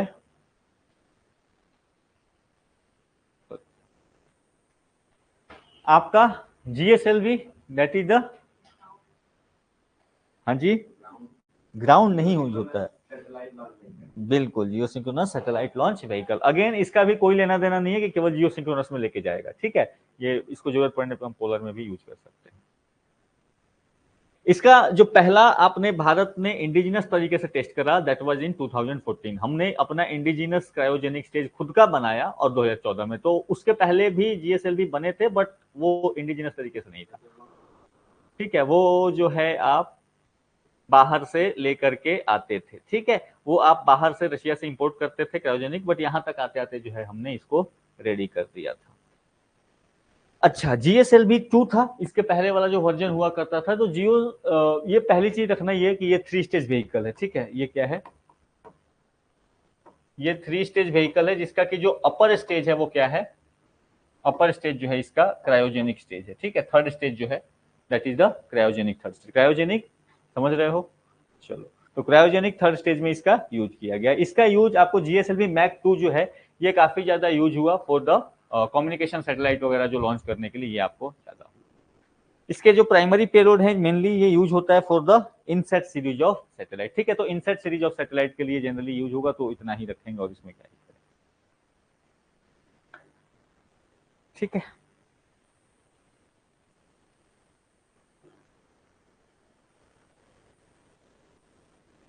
अच्छा, इसके भी स्टेज 2 में विकास इंजन है, ठीक है, इसके भी स्टेज 2 में जो है वो विकास इंजन है। पहला सॉलिड, दूसरा लिक्विड, तीसरा क्रायोजेनिक स्टेज है।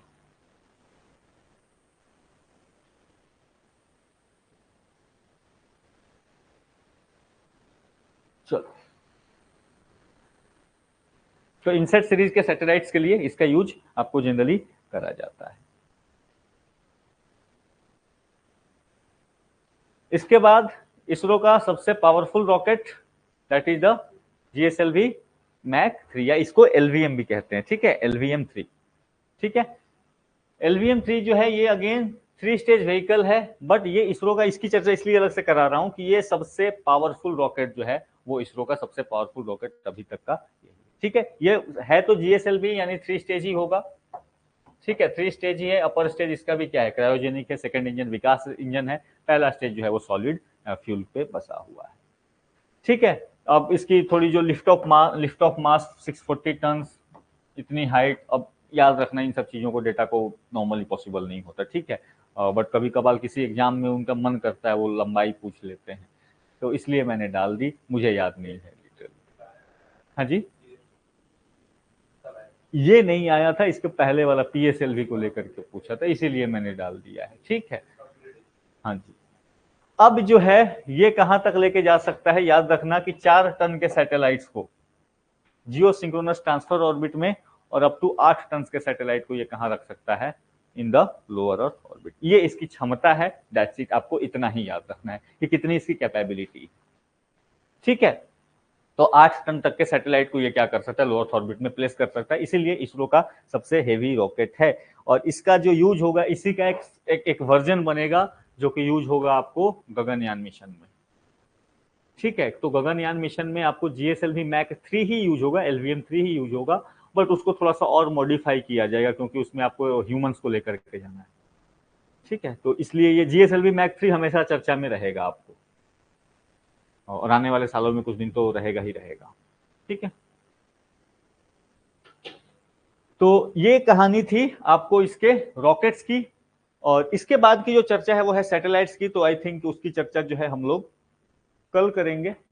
अच्छा, SSLV है, एक स्मॉल सैटेलाइट लॉन्च व्हीकल भी इन्होंने बनाया था, जो छोटे छोटे सैटेलाइट सब बच्चों वाले भेजने होते हैं, तो अब उसके लिए आप PSLV थोड़ी ना यूज करोगे, ठीक है। तो इन्होंने कहा कि एक काम करते हैं, SSLV को यूज कर लेते हैं, तो ये भी फिर से 3 स्टेज रॉकेट है, ठीक है। तो PSLV 4 स्टेज है, GSLV 3 स्टेज है, और SSLV भी क्या है, वो 3 स्टेज है।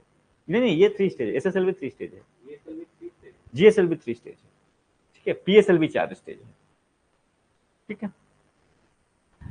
तो ये भी 3 स्टेज है आपका, और यहाँ पे जो है छोटी छोटी लंबाई, छोटी हाइट की है। इसका जो पर्पस है यही इतना ही है कि अगर आप 500 kg के सैटेलाइट को 500 किलोमीटर के ऑर्बिट तक पहुंचाना हो तो हम क्या करेंगे, SSLV का यूज करेंगे। तो जो छोटे मोटे सैटेलाइट लॉन्च करते रहने होते हैं, कभी सिंगापुर से आ गया, कभी यहाँ से आ गया, तो उसके लिए क्या कर लेंगे, SSLV यूज करेंगे। और SSLV का पर्पस ये है कि पैसा कमाया जाए, ठीक है। तो होता है ना, छोटे छोटे सेशंस लेके पैसा लिया जाए, तो वो यहाँ से पर्पस है, क्योंकि फ्लेक्सिबल है ना, लो कॉस्ट, कम दाम में बन जाएगा, जल्दी तैयार हो जाएगा, और इसमें मल्टीपल सैटेलाइट्स को लगा के वो भेज देंगे, तो इसके लिए SSLV का यूज हुआ है, ठीक है।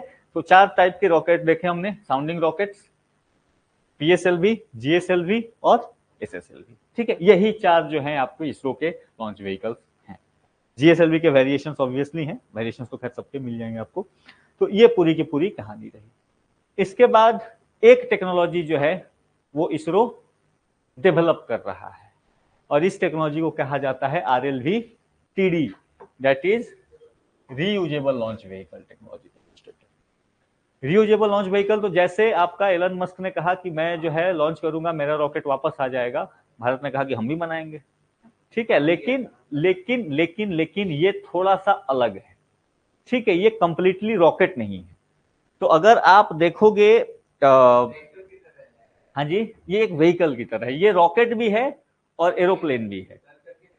हाँ, ये आपको रॉकेट भी है और ये जो है आपको एरोप्लेन भी है, 2 तरीके से रहेगा। देखो, तो ये कुछ इस तरीके का रहेगा, ठीक है। तो इसकी टेस्टिंग हुई थी, इसलिए मैंने इसको इंक्लूड कर दिया, ठीक है, तो ये उतरेगा तो आपको एरोप्लेन की तरह उतरेगा, लॉन्च होगा तो रॉकेट की तरह लॉन्च होगा।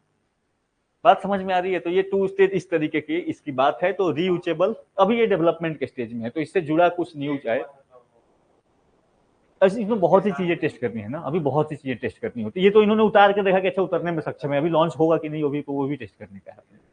ठीक है, तो इसमें एक एक चीज वो टेस्ट करते रहते हैं। तो ये चूंकि न्यूज में आया था इसलिए हमने बता कर दी। ठीक है, तो ये ध्यान रखना, इसमें दोनों चीजें यूज हो रही हैं। साथ ही साथ इसमें इसकी जो कैपेसिटी, इसरो का कहना है कि हम इसको हाइपरसोनिक बनाएंगे। ब्रह्मोस नहीं लॉन्च करेंगे बट उतनी स्पीड से जाएगा। ठीक है, तो हाइपरसोनिक जो है हम इसको बनाएंगे और वापस में जो है ऑटोनोमस लैंडिंग होगी, क्रूज फ्लाइट की तरह इसकी लैंडिंग होगी। हाँ जी, मेन सपोर्ट, हाँ हाँ हाँ हाँ हाँ हाँ हाँ हाँ। तो ये बेसिकली वही पर्पस है कि आपको जैसे मान लो वो तो लेके जाएंगे, इसको बराबर सपोर्ट वगैरह पहुंचाने के लिए, सामान वामान पहुंचाते रहने के लिए इसका यूज होता है इन तरीके के व्हीकल्स का। ठीक है, तो पहुंचा के और फिर वापस चले जाए। हाँ, अब पैसा हो जाएगा थोड़ा, मतलब ज्यादा यूज होने लगेगा तो हमें भी ले जाएंगे, चलो घुमा के लाते हैं। ठीक है, तो हमारे पास पैसा हो गया तो हम लोग भी चलेंगे कि चलो भाई घूम के आते हैं। ठीक है, तो ये जो है फ्यूचर की बात है, बट आपको मैंने इसलिए कर दिया कि इससे जुड़ा कोई न्यूज आता रहे तो ट्रैक करते रहे, बस उसका ये पर्पस है, और कोई नहीं किसी। ये ऑब्वियसली आते रहेगा ना, हर 10 दिन पे, 1 महीने पे आ जाएगा कि भाई इसको लेकर के इसरो ने कुछ अनाउंसमेंट कर दिया है। ठीक है, तो RLV reusable launch vehicle technology demonstrator. ठीक है, इतनी कहानी थी, और इसके बाद की जो कहानी है वो अब हम लोग करेंगे कल। ठीक है, तो सैटेलाइट्स है, कौन कौन से सैटेलाइट है, तो इसकी आगे कहानी हम लोग जो है कल करते हैं। और यहां तक अगर आपको कोई सवाल है, डाउट है, आप जरूर पूछ लें। ठीक है,